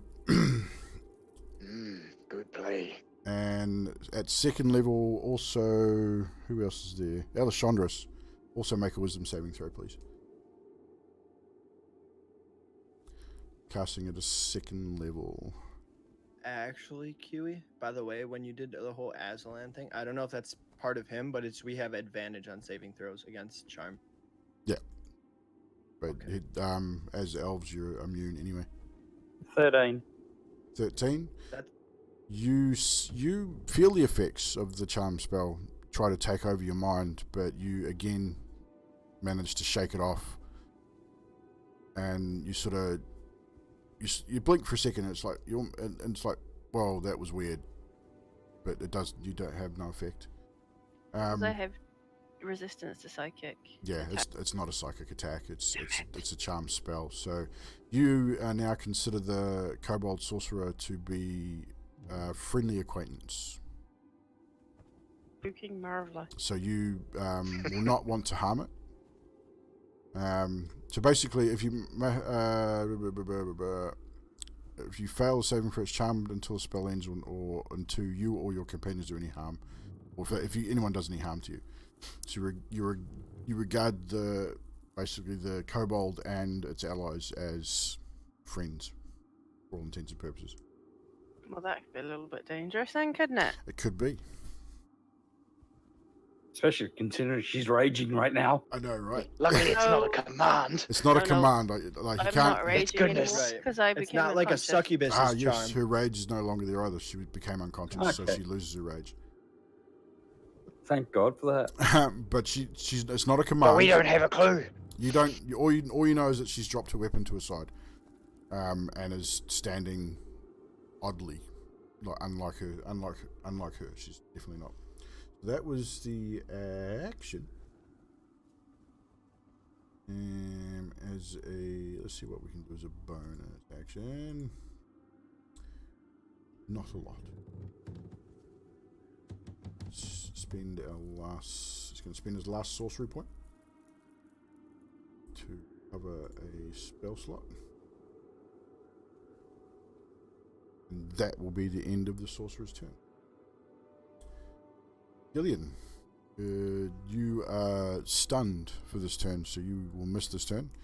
You are still. Gillian, you suck. You are still on your knees, just looking at Opal, who is unconscious, and make a death save throw for your companion, please.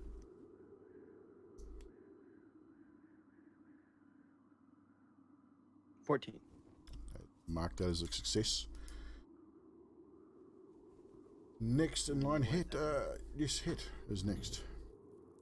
Hit pokes his head around the corner, hearing all the craziness going on. So he's moved 5 feet to the doorway and sees that our numbers are dwindling.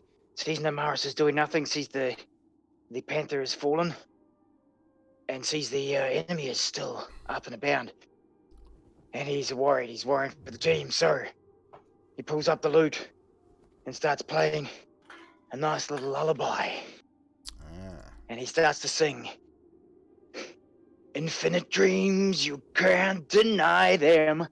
And he is casting sleep at 2nd level. 2nd level. Which gives me 7 dice of hit points to roll. Whoo. So here goes. You've got to get half the hit points, correct? No, so over half? I have to roll the total hit points left of the creature. So if they've suffered hit points, I have to roll. Whatever I roll, they will fall asleep, I hope. Okay. So that's... So that I'm assuming that's at the caster? Yeah, everyone I can.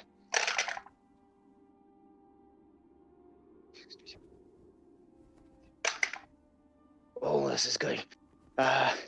35 plus 8, 38, 39, 40, 41, 42, 43. 43 total hit points of characters go to sleep. 43 total. Starting, so who are you starting starting with? The closest. Starting it with has to start with the closest. Has to start with the closest? Okay, so 43 total?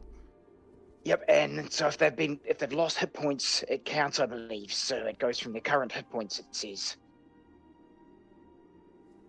So you see the kobold that struck down the albino panther, eyes closed and just dropped to the ground. The creature next to it, also the one that Aslan just took a giant chunk off, also eyes roll back and they fall to the ground. Unfortunately, there's not quite enough in the hit point pool for the 3rd and final kobold or the skeleton to be affected by this sleep spell, but 2 of the kobolds are now sleeping. Explain what the sleep spell does. Just so for 1 minute, all the creatures that it's affected are basically asleep until such time as either someone wakes them up, slaps them hard, or they take damage. They are classed as prone, so any attack against them is at advantage now. Cool. So, bonus action, any more movement?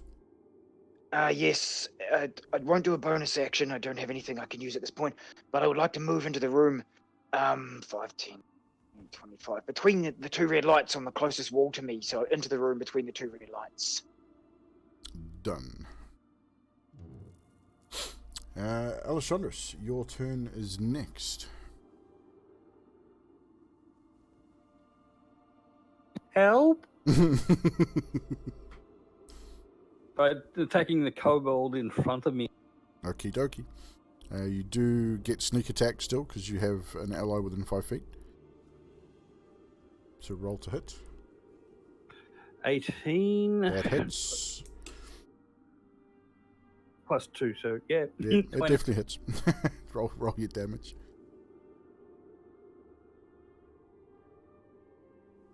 Nutty, stop dropping your dice. I can hear it through my microphone. Oh, sorry. It's all good. You're getting anxious. I know. It's 5 plus 2 on the. 5 plus 2 is 7 plus your 2d6. That's a 7. So 7 plus 7 is 14. So you, again, with your rapier, straight across the chest of this kobold, and you cut into his armor, and you open up a reasonable wound on his chest, and again he snarls in pain and spits back at you and grins with a real toothy draconic grin, and again spits something at you in draconic. Het, you'd understand it's the same thing. You will not stop the prophecy will be fulfilled.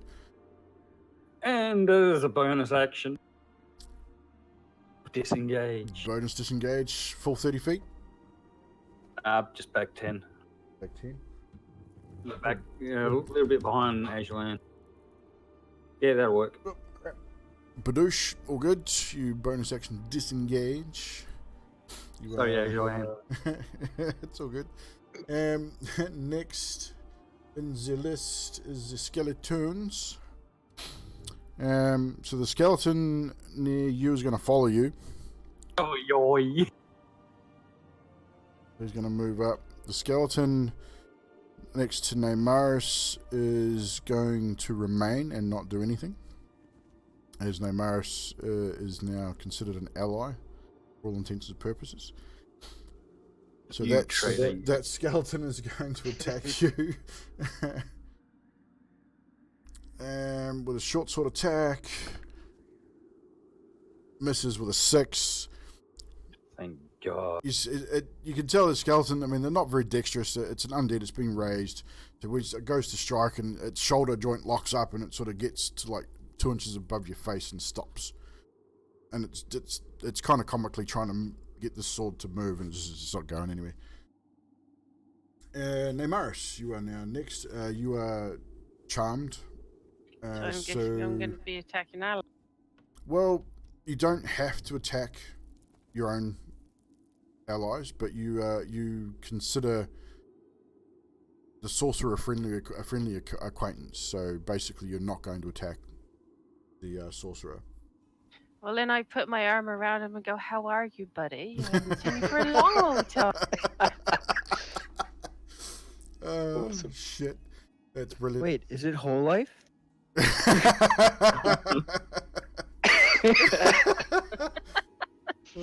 He's come a long way. So you I was double check the charm spell. I'm pretty sure. How long does it last? Well, I know lasts the for an hour. charm So yeah, it lasts for an hour. is different. Yeah. So yeah, and unless someone can break the spell or you take damage, I believe. Will one of you bastards please hit me? Well, so those guys wouldn't know that. I mean, Hit well, may do if he knows you're charmed, but. I put my arm around my friend She's and I'm intoxicated. like, "How are you, my friend? I haven't seen you for ages. We should really go to the tavern one night and really have a proper catch up. What you reckon?" The sorceress sort of looks at you and with a little bit of surprise, didn't obviously expect you to do it, but is kind of chuckles under his breath. And I'd say Hit, maybe Alessandros. No, you're too busy. Hit's probably the only one that really notices.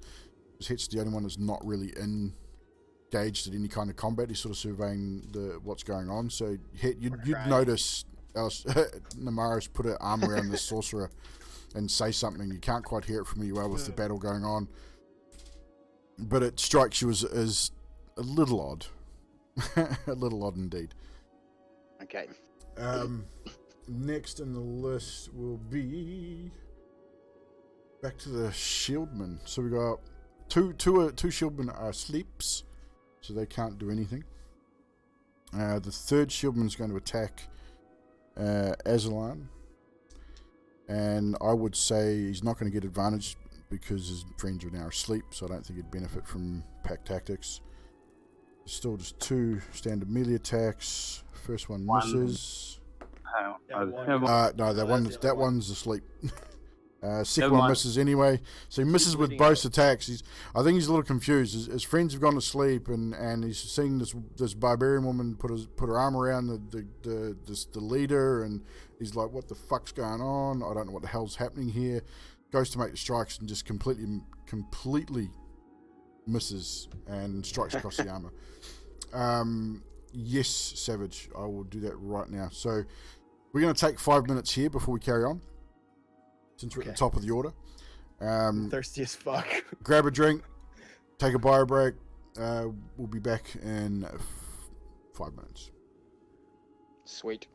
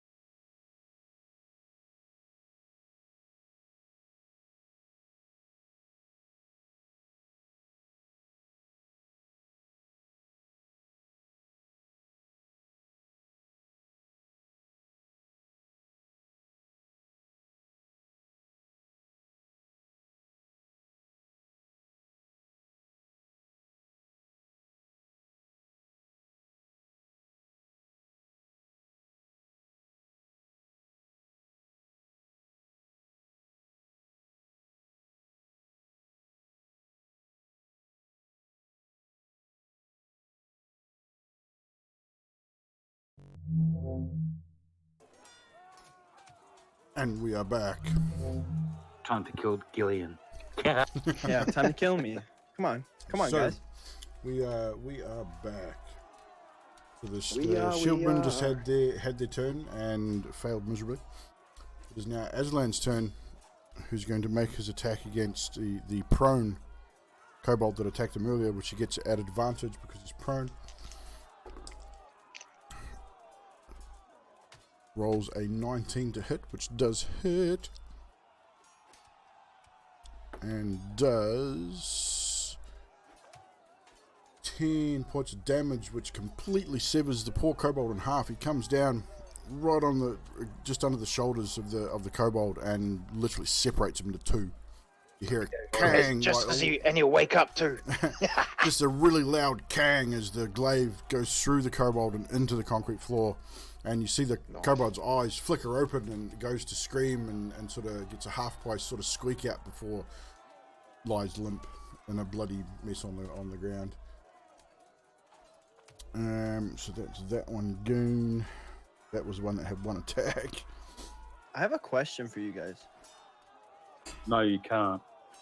No, with okay, say I attack with a short sword, right? I can't do an unarmed strike as a bonus attack, can I? As a bonus action.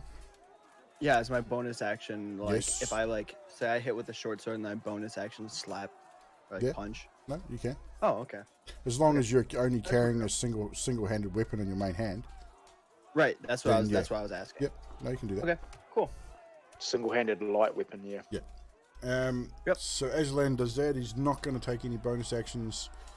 Or maybe he can. Let's check his superiority die. Got one left.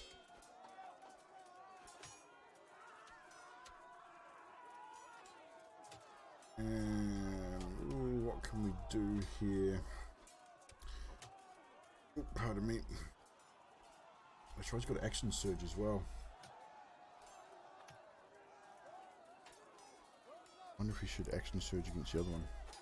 I think he's gonna hit action surge and attack the other prone kobold at advantage. Natural 20. Holy shit. 2d10s. This might be enough to finish this poor kobold off. 11. Where are we?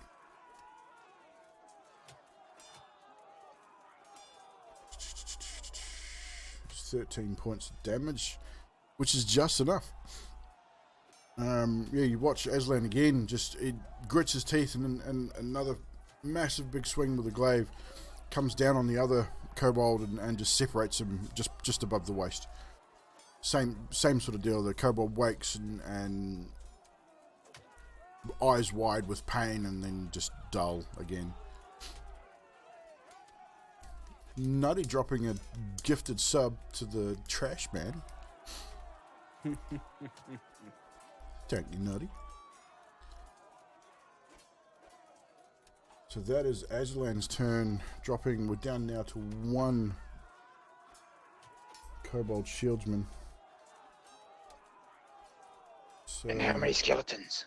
still got 2 skeletons up and the sorcerer. So now it's the sorcerer's turn. He is going to...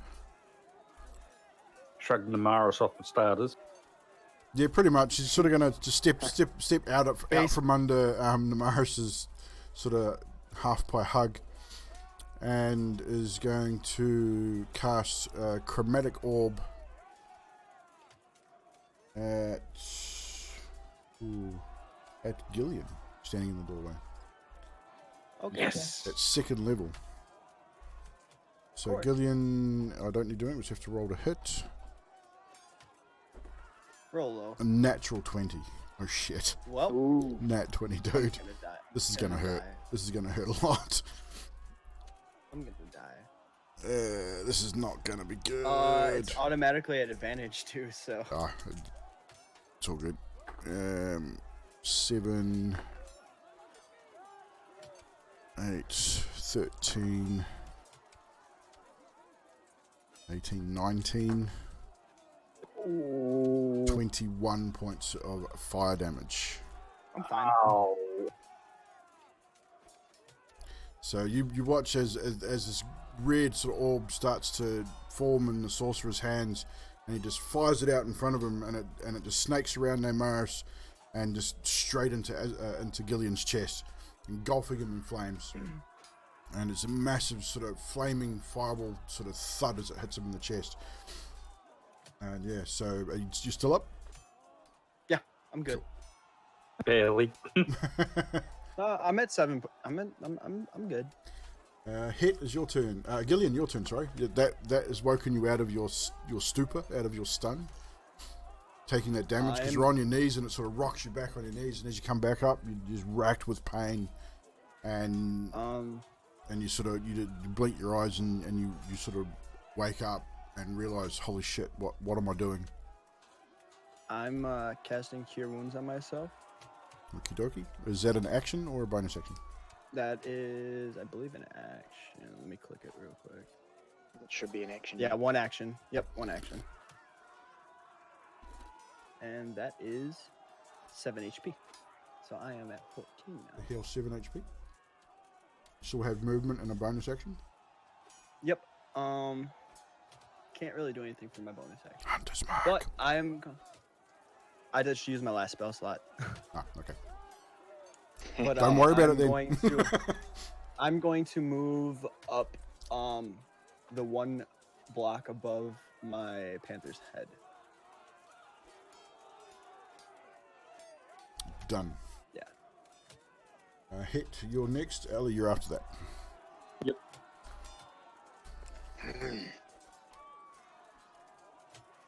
It does not look like it doesn't look like this look of the situation. Who is the one next to the door in front of the skeleton? That's Alessandros. Alessandros. How's Alessandros looking? Is he bleeding out? I'm 14. He's taken a bit of damage. But I can see she's good. Okay. she's not bad. She's not bad. Hit is going to do something a little out the gate. Uh-oh. It is going to move 30 feet, I believe, behind the other skeleton. So moving towards the center of the room, forward 1, 2, 3, 4 squares, and then to the left on my map 1. Okay. Then from there,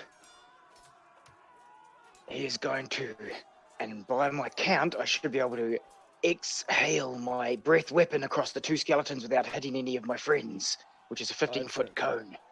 2 skeletons. It's a So skeleton kobold and and A kobold and a skeleton there. So Sorry, it's a kobold and a skeleton. Hard to tell. Nonetheless, I should be able to hit them without hitting my 2 friends in a you 15-foot cone, you if that is... should indeed. I would Alright, definitely. There is no music, there is no loot. He just leans forward and roars. Roar! And out comes a pile of ice and cold. Is there a save on that? I'm just having a look quickly now. I know... I'm looking at Bardic Inspiration. I'm looking at the wrong one. There is a con save. Yes, Constitution save Con for save? both. For both. Well, con save. Skeleton fails. Kobold fails. They both fail. How much did they get? One got 2, one got 3. Oh, that's definitely not. So it only had to be 11. So they both take 6 points of cold damage. 6 points Not of a lot, cold but damage. enough. That is enough to take down the last of the shieldmen. You watch. I'll actually leave him standing up.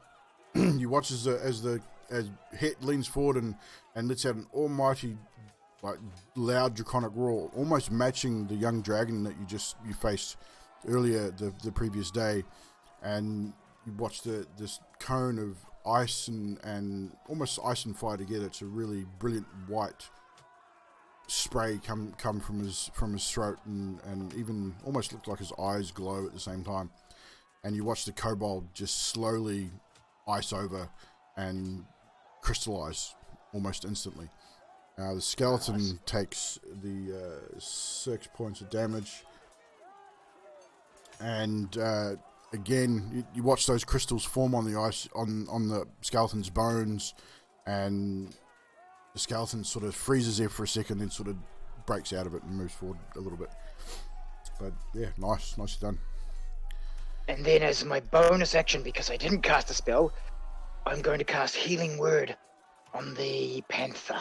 Healing Word on the Panther.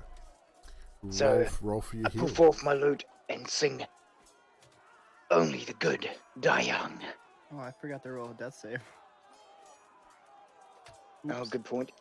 It doesn't matter. It would have been at either 2 fails or up at 1 HP. Oh, I should roll it. It could be up at 1 Yeah, HP. roll it. It's a 2, so It's a fail. 1 fail. It now has 4 health points. I use my last spell slot for him. So again, you don't see it, Gillian, but you feel it. You just hear that breath.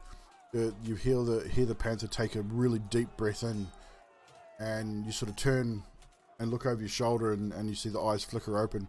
Still prone, still looking pretty rough, but alive and conscious. Thank you. And that is Hit's turn. So, Alessandros, Attacking the skeleton. taking on the skeleton. Go hard. As he lands within 5 feet, still get sneak attack. Cool, because that's a 20. Natural or dirty? Dirty. Roll for damage. You dirty, dirty man. You dirty bastard. And that's a 3 on the sword, with the sword. 3, so that's 5 damage. Roll your 2d6. And No, 9. sorry. Yeah, 5. So 3, 5 and 9. 14 points of damage on the scaling bone. That was, yeah, you slash your rapier across the torso of the skeleton, breaking a whole bunch of bones, and they scatter across the floor. And he almost loses like an inch in height as you sort of sever the spinal cord as well, and he drops down a couple inches. He's not looking happy at all. And next in turn is the skeleton. He's going to return attack on Alessandros. Rolls a 6. Oh my god. It's a 10 to hit. I believe that misses. Yeah. Yeah, it's shorter. He doesn't know where he's striking at and hits you straight across the armor. Does virtually no damage. It's almost like he slapped you with the blood, like the flat side of the blade. You felt the blow, but it did no damage. Now the other skeleton is going to... I think we're going to move...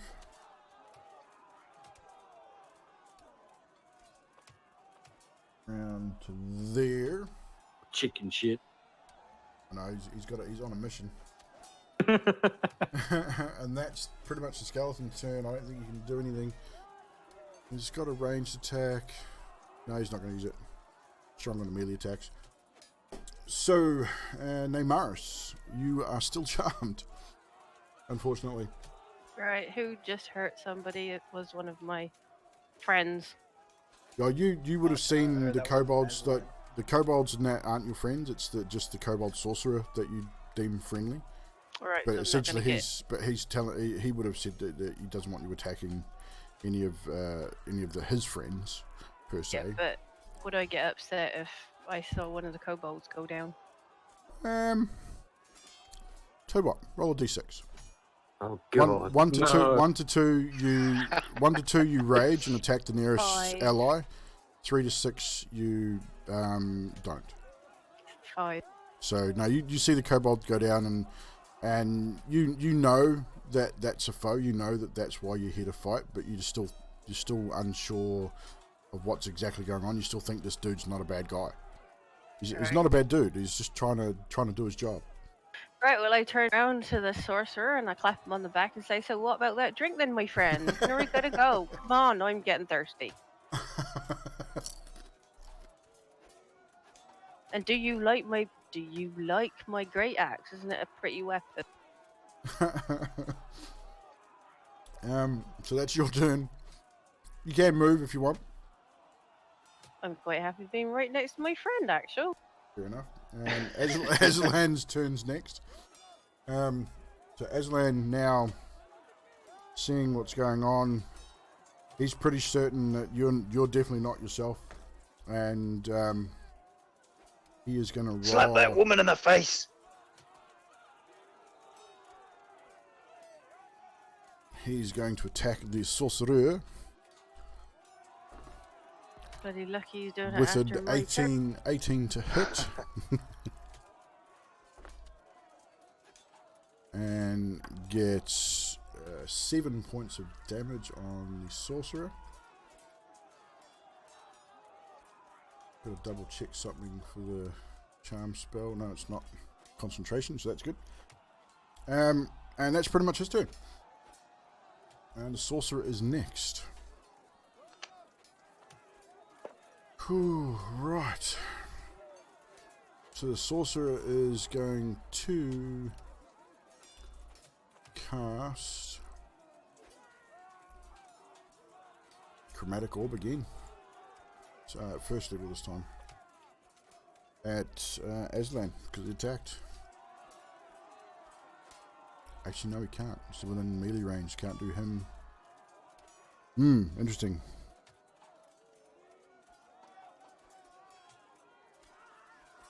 He's going to attack the other caster in the group, which he sees casting healing spells. Good choice. Rolls a natural 2 to hit. You see That him, is so close. you see he builds that energy up between his hands again, creating that orb, and fires it out. Cool. And he was firing this time out was an acid orb, and it streaks just past your head hit and slams against the back wall, and you see the acid sort of melt down one torch and down the wall, and really corrosive, and it's steaming and sizzling. But yeah, it just as a reaction, Hit turns to face him and gives him the stink eye. Stink eye is given. And the sorcerer turns to Hit, recognizing the draconic bloodline, and says, "No matter what happens here today, prophecy is fulfilled. You cannot stop us." Okie dokie then. Right, so that would be Hit, your turn. Is it head? Gillian, sorry. I'm going to move 10 diagonally up towards the skeleton.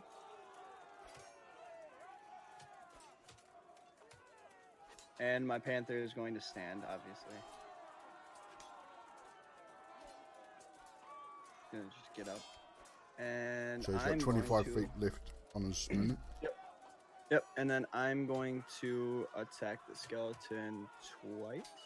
With your Short swords. short swords.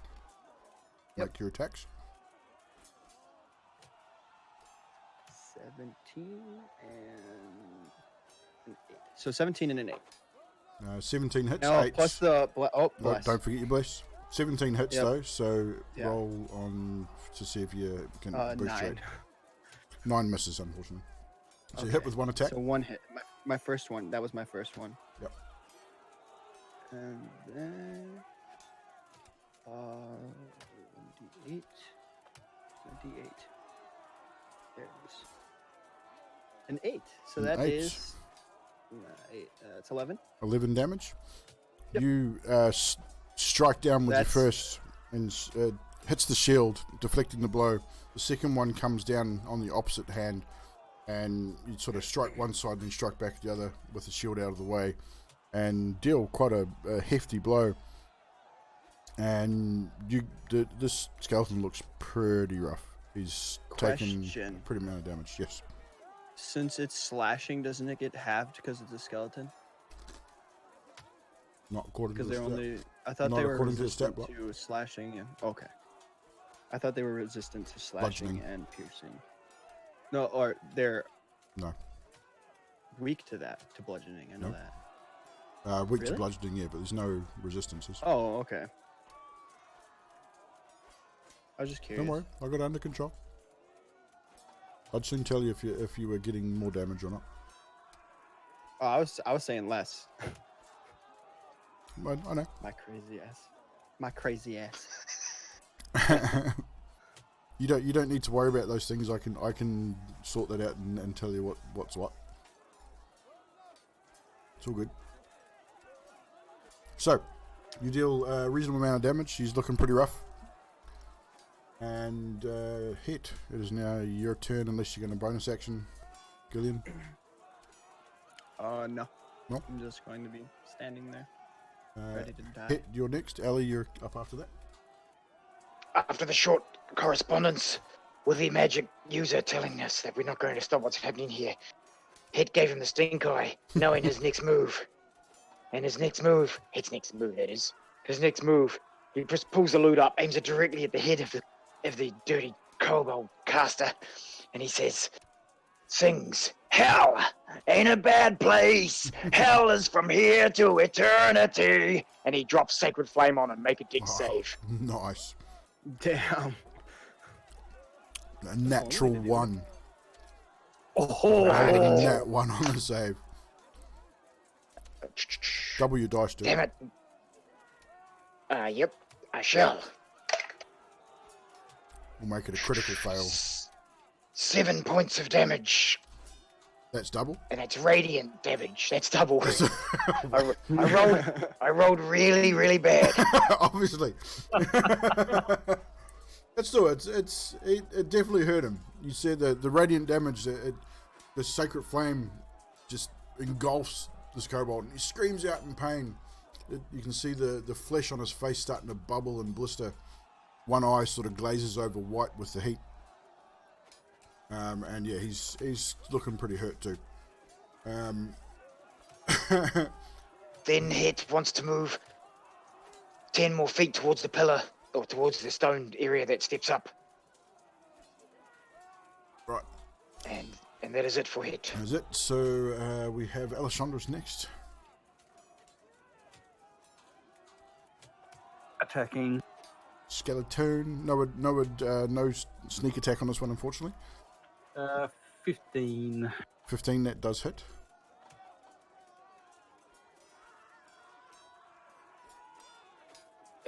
That's 10 for damage. You got max dice, nice. So 10 damage total. That does it for that.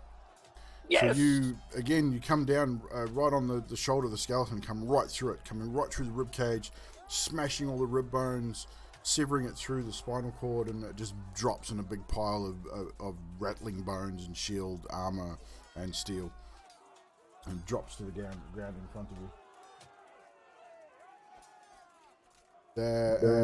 So bonus action, movement. Yeah, moving up to the other skeleton. Move up to the other skeleton.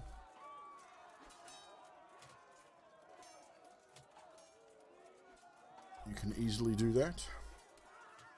And that's it. That's it. Next is the skeletons. So the skeleton's going to attack Gillian, who was the last one to attack it. Okay.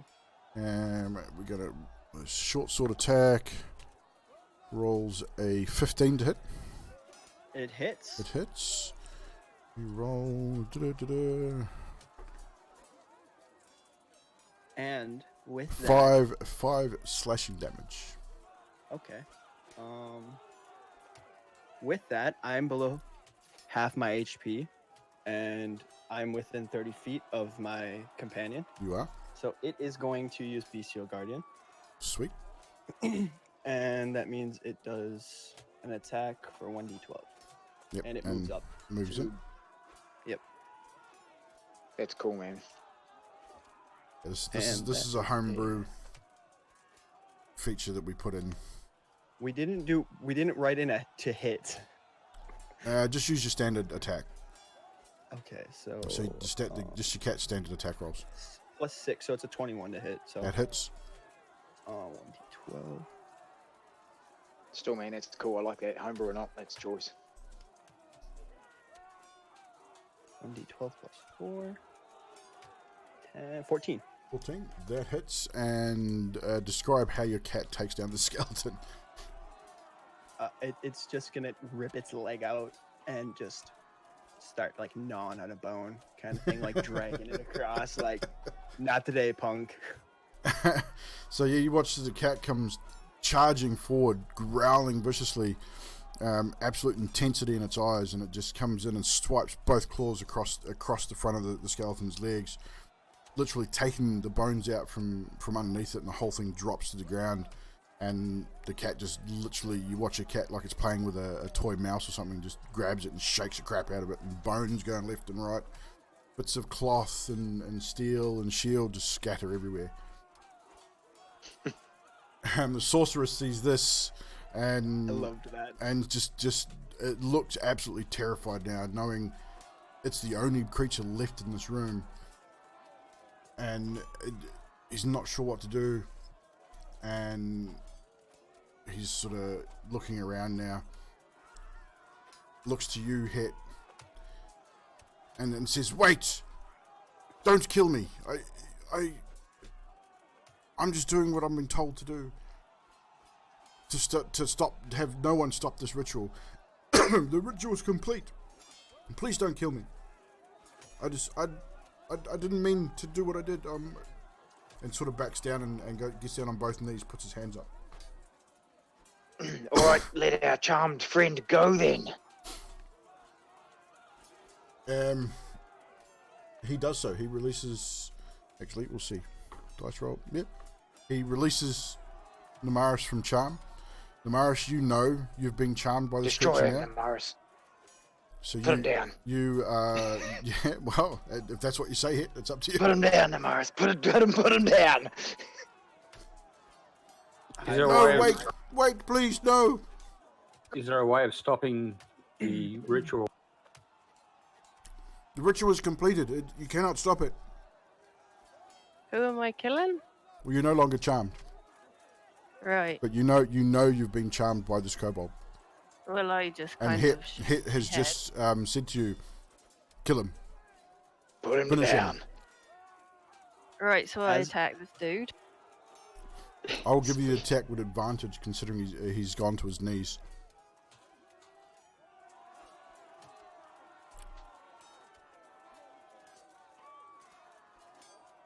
Dirty 20. Dirty 20, that I'm hits. sure Azalan will be cringing. Probably, yeah. Well, killing an unarmed. Well, I don't know. I do 7. Hang on. 7, 8, 9 damage. 9 damage. You strike down with all your might, and you bring the axe down, and you take off an arm. His arm, he screams out in pain. "No, don't kill me!" I'm gonna. And he starts tell bleeding Opal to go for profusely. the throat. He's really rough. Like he's Opal's going for the throat. yeah. Yep. Because of what happened, I'm gonna tell her to. Make the That command. one. We'll get round to your turn. Finish him. Actually, no, we'll do it. We'll call the initiative order over if you want to finish him. It was a nat 1. So. One. Opal sort of looks at you with a bone in her mouth and sort of gives you almost like a grin, and then goes back to chewing on a leg bone of a skeleton warrior. Hey. So you have Maybe a, it's have a just- bleeding, like he's going to bleed out. He's not looking good. He's got no Maybe arm. it's his lucky day. He's clutching the shoulder, the severed shoulder where his arm was. It's bleeding heavily. If it's not dealt with, he will bleed out. I'm not very happy still, so I'm going to pick up that severed arm and smack him around the head with it. Okay, Sweet. roll to hit.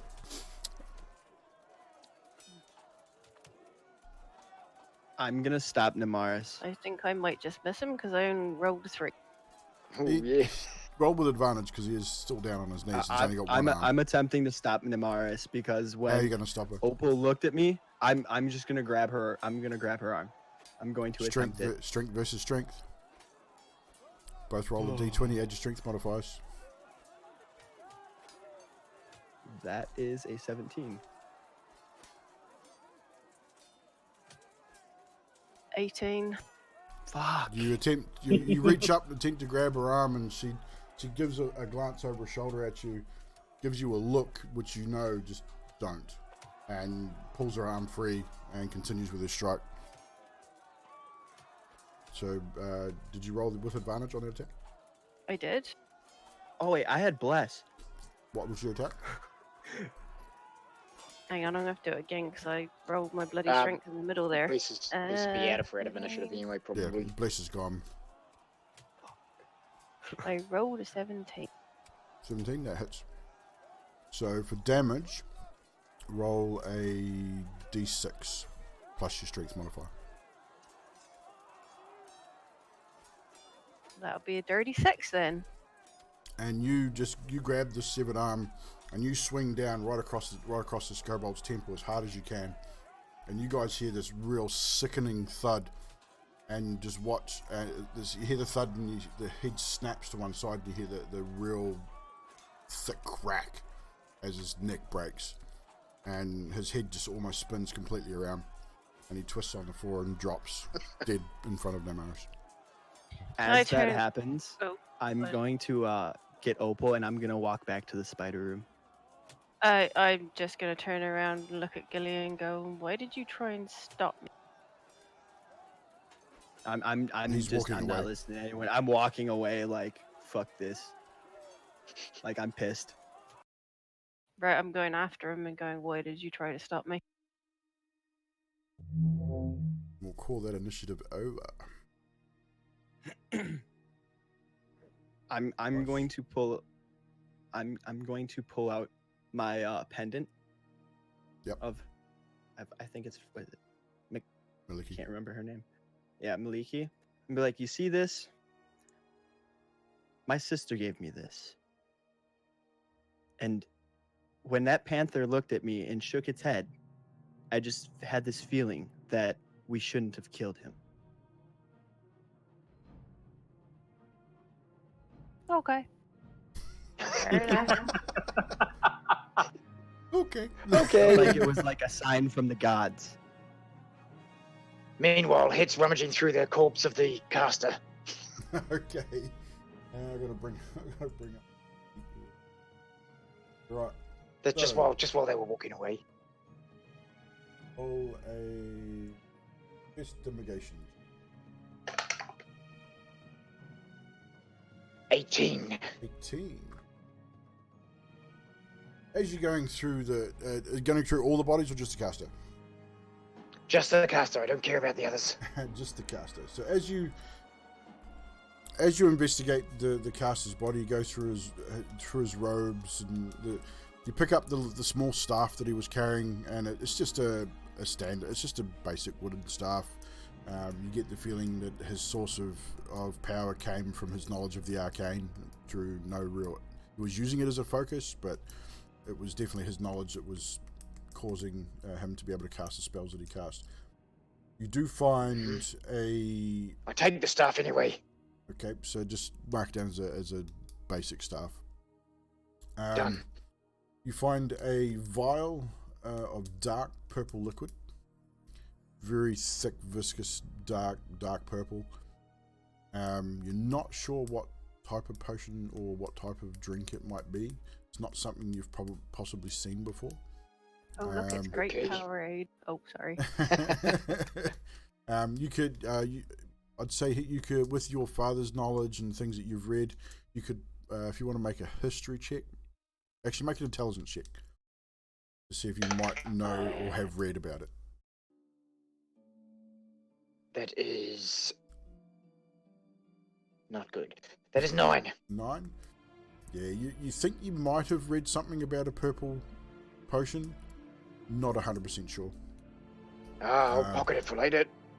You also find another small vial with a metallic yellowy brown liquid inside. Also, with that roll, you're not 100% sure what this potion might be. Again, you seem to recall reading about a potion of this color, but you can't recall exactly what it was all about. Sweet. And you also roll a d6 for me as well, please. 4.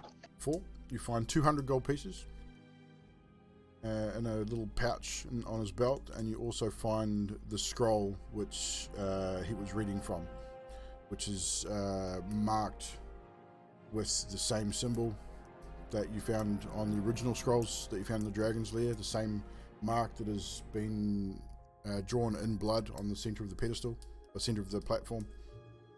And again it reads, Pantheon of Nine Hells, Infernal Spirit, I'm the one to summon thee. I call upon the minions of the hells, spew forth your unholy forces, let the prophecy be fulfilled.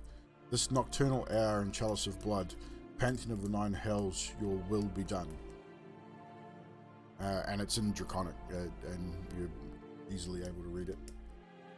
I just wrote the first sentence and that's fine. I get the gist. I'm going to pocket everything, including the gold. I'm not trying to hide it from anyone. I just pick it up to let we all get as a group. I will send you a private message. This will be good. How do I open that? It'll come up under your little Discord. On Discord. Oh, yeah. Yeah, on Okay. private messages on Discord. It'll be in your. You'll be able to find it. Sweet. That's what that reads. Excellent. Thank you. So so that's what you find there. What is everyone else doing as far as that's concerned? Anyone else want to search the other bodies or the room? I might. Yeah, may as well see Oh, what God. gold they got. Okay. So anyone who wants to investigate the room and or bodies, roll an investigation check. I'm sitting just inside the spider room, Okay. kind of where like Neymaris was. Yeah. Actually, I'm gonna go and just kind Yeah, of who- sit with him quietly. 16. 16. Are you going to help with Aslan or aid you? Roll again, Trashy, and take the higher of the two. Aslan will aid you with your search. 16. Still 16. Okay. You don't want to know what the other one was. As you go through the bits and pieces in the room, there's not much in the room. There's a few crates and barrels around the place. On one of the skeletons, you find there's a fine male chest piece, which you didn't notice before because of the rags over top of it. It's now that the cat has scattered it around the place. The male chest piece is very fine looking, for considering everything else on the skeleton looks pretty terrible. And kind of take note of it. It's not something you would wear as a rogue. Definitely way too noisy for you.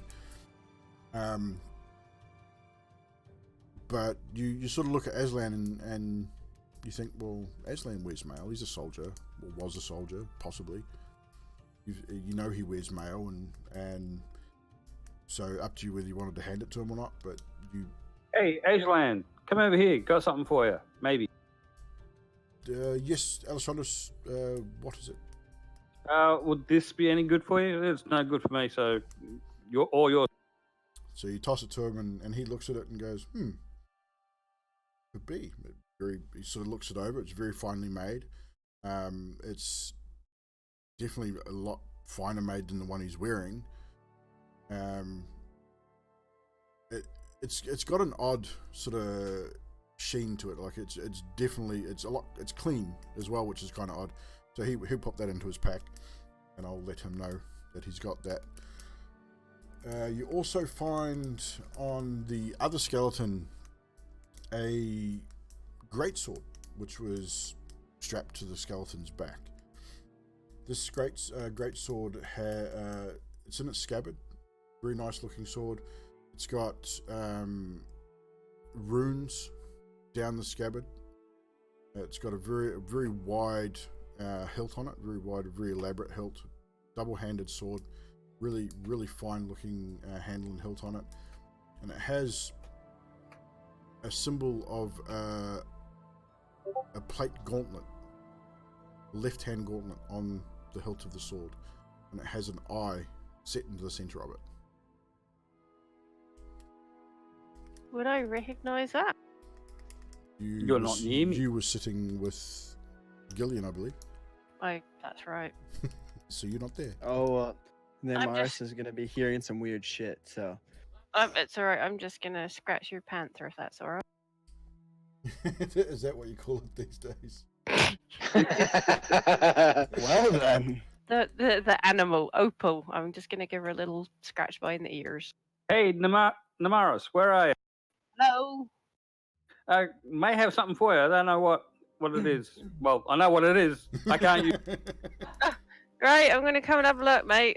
So I just give Opal a little pat, and I give Gillian a little pat on the shoulder as if to say, "You're right, mate." And then I go out and see. What have you got for me? What was it again? It was it's a great It's a sword. great axe. It's a great sword, not a great axe. Oh, sorry, it's a great sword.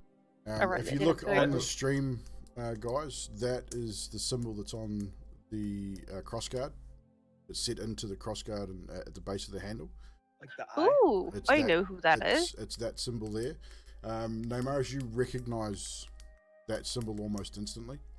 That's the symbol of my god helm, god of protection. That is correct. So yeah, you recognize it instantly, and when you you look at the runes on the scabbard, as you pull the sword out, that has matching runes down carved down the center of the blade. Also, make a religion check for me, please. So just roll a d20, add your religion modifier.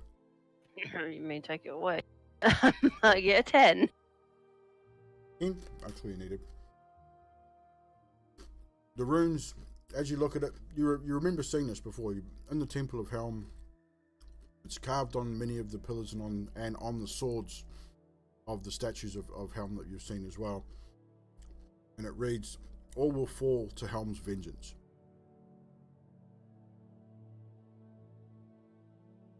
So is it any good for you? I do believe it might be. Thank you very much. Do you mind You're if I welcome. take it? So you take that. So for the time being, just mark down in your notes that you have Helm's vengeance. You'll have to have it identified because you don't know exactly what it is yet. Just a greatsword to you right now. And you also collectively throughout the room, as you're going through the pockets of the soldiers, you find another 400 gold.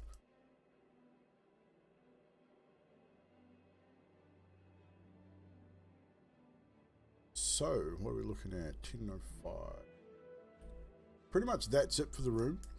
As I said, you had the symbol on the platform in the center of the room, which was the same of on both scrolls that you found, which was you determine that with your intelligence that have obviously a lot to do with this particular prophecy. You're not sure what the prophecy is.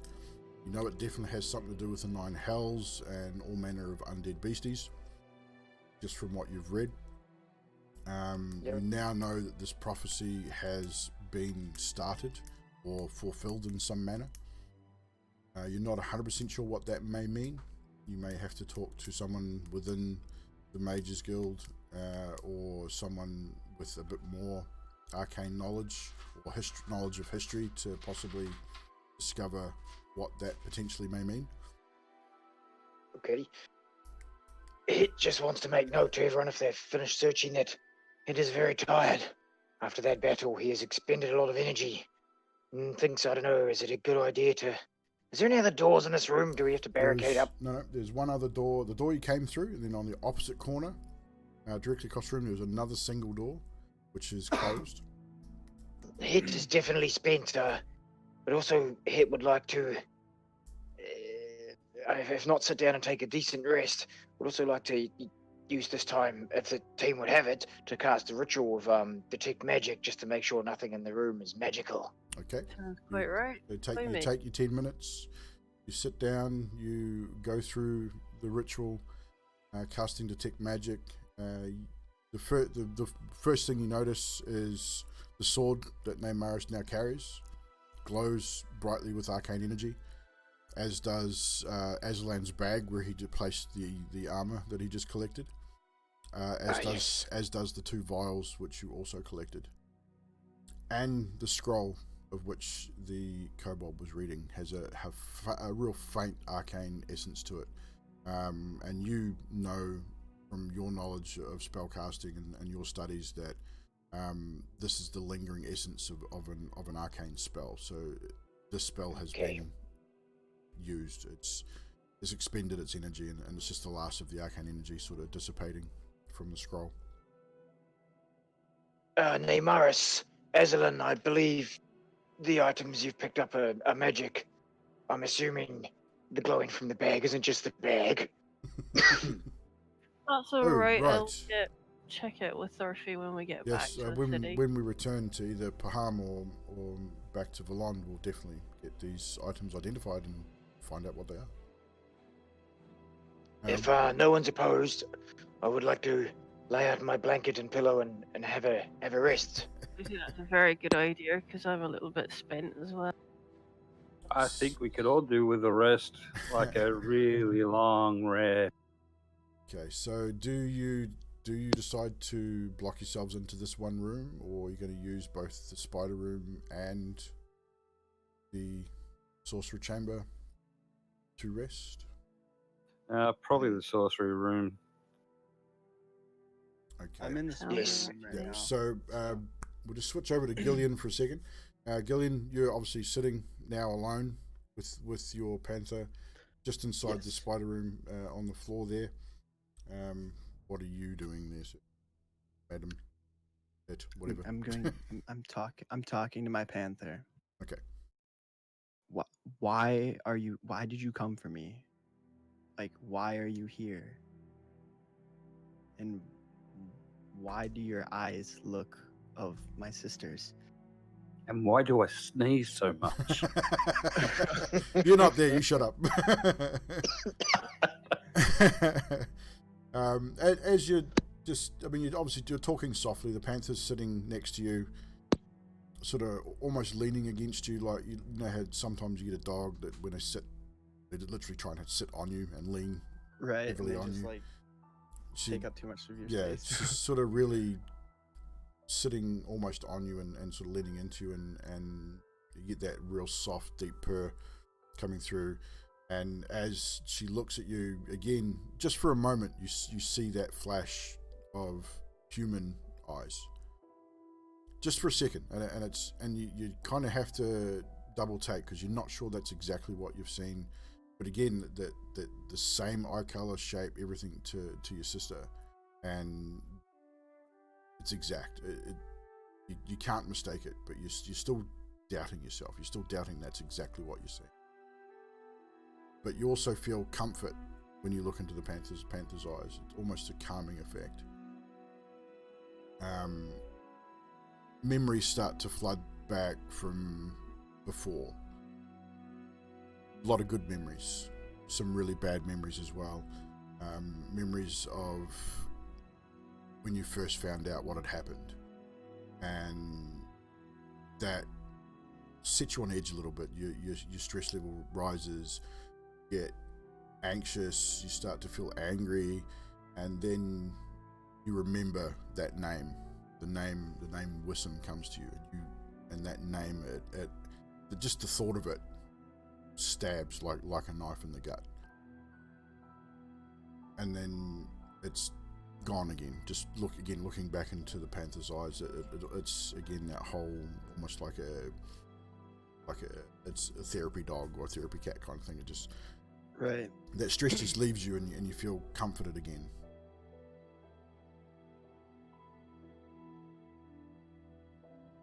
Okay. I'm just gonna kind of chill in there. That's what kind of I'm doing over that time. I'm just kind of. So after a time, you'll the team will ask you to return to the main chamber to rest.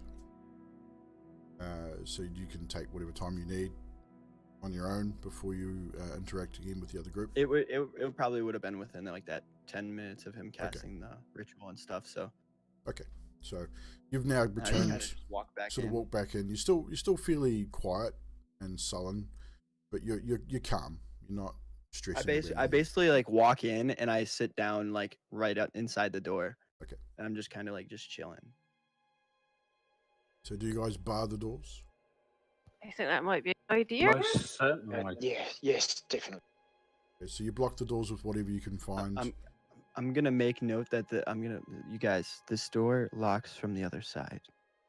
Yeah, but you can still bar it. You can barricade it with bits and pieces. There's enough debris in Drag the place. braziers over.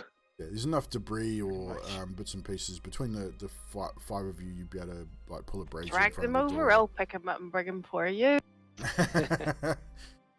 Hit also hands everyone 40 gold coins to 40 clean up what he gold had in coins. his purse before he lays down. Everyone mark 40 gold coins. I will as mark his.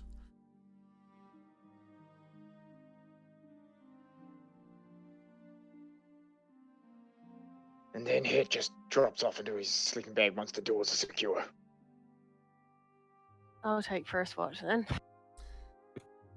Right, so we're at 10:15, so we'll probably call it at the rest there so that we don't have to worry too much about going through watches and that. We'll start the next show with that. Oh, all right. Again, awesome combat, guys. I intentionally created a deadly combat for this particular fight, just to see how you would go. 2 creatures didn't make it into the fray, which is probably kind of lucky. There were another 2 that could possibly have joined the fray, which would have made things a little different. But for all intents and purposes, you guys did exceptionally well. Namaris was the only casual. Namaris and Opal, the only 2 to go down to unconsciousness. As far as XP is concerned, we're going to go with 700 XP each. Nice. That is a mixture of the combat, the role play, the teamwork within the combat system, and just the overall feel of the night. So I'm not sure if that will have any of you guys leveling up. If it does, do you level Wait, up how much? significantly? Close. Close. Very close. Wait, how much XP? 700. Ed.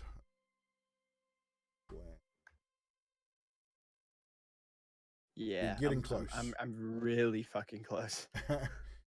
Sure. I'm lower level than everyone, aren't I? I think you're not much lower. I'm Should all 3 be on still. 2420. Should all be Yeah, pretty 2 close. Oh yeah, It yeah, should we're all be all the same. 420. So yeah, so everyone should be roughly the same.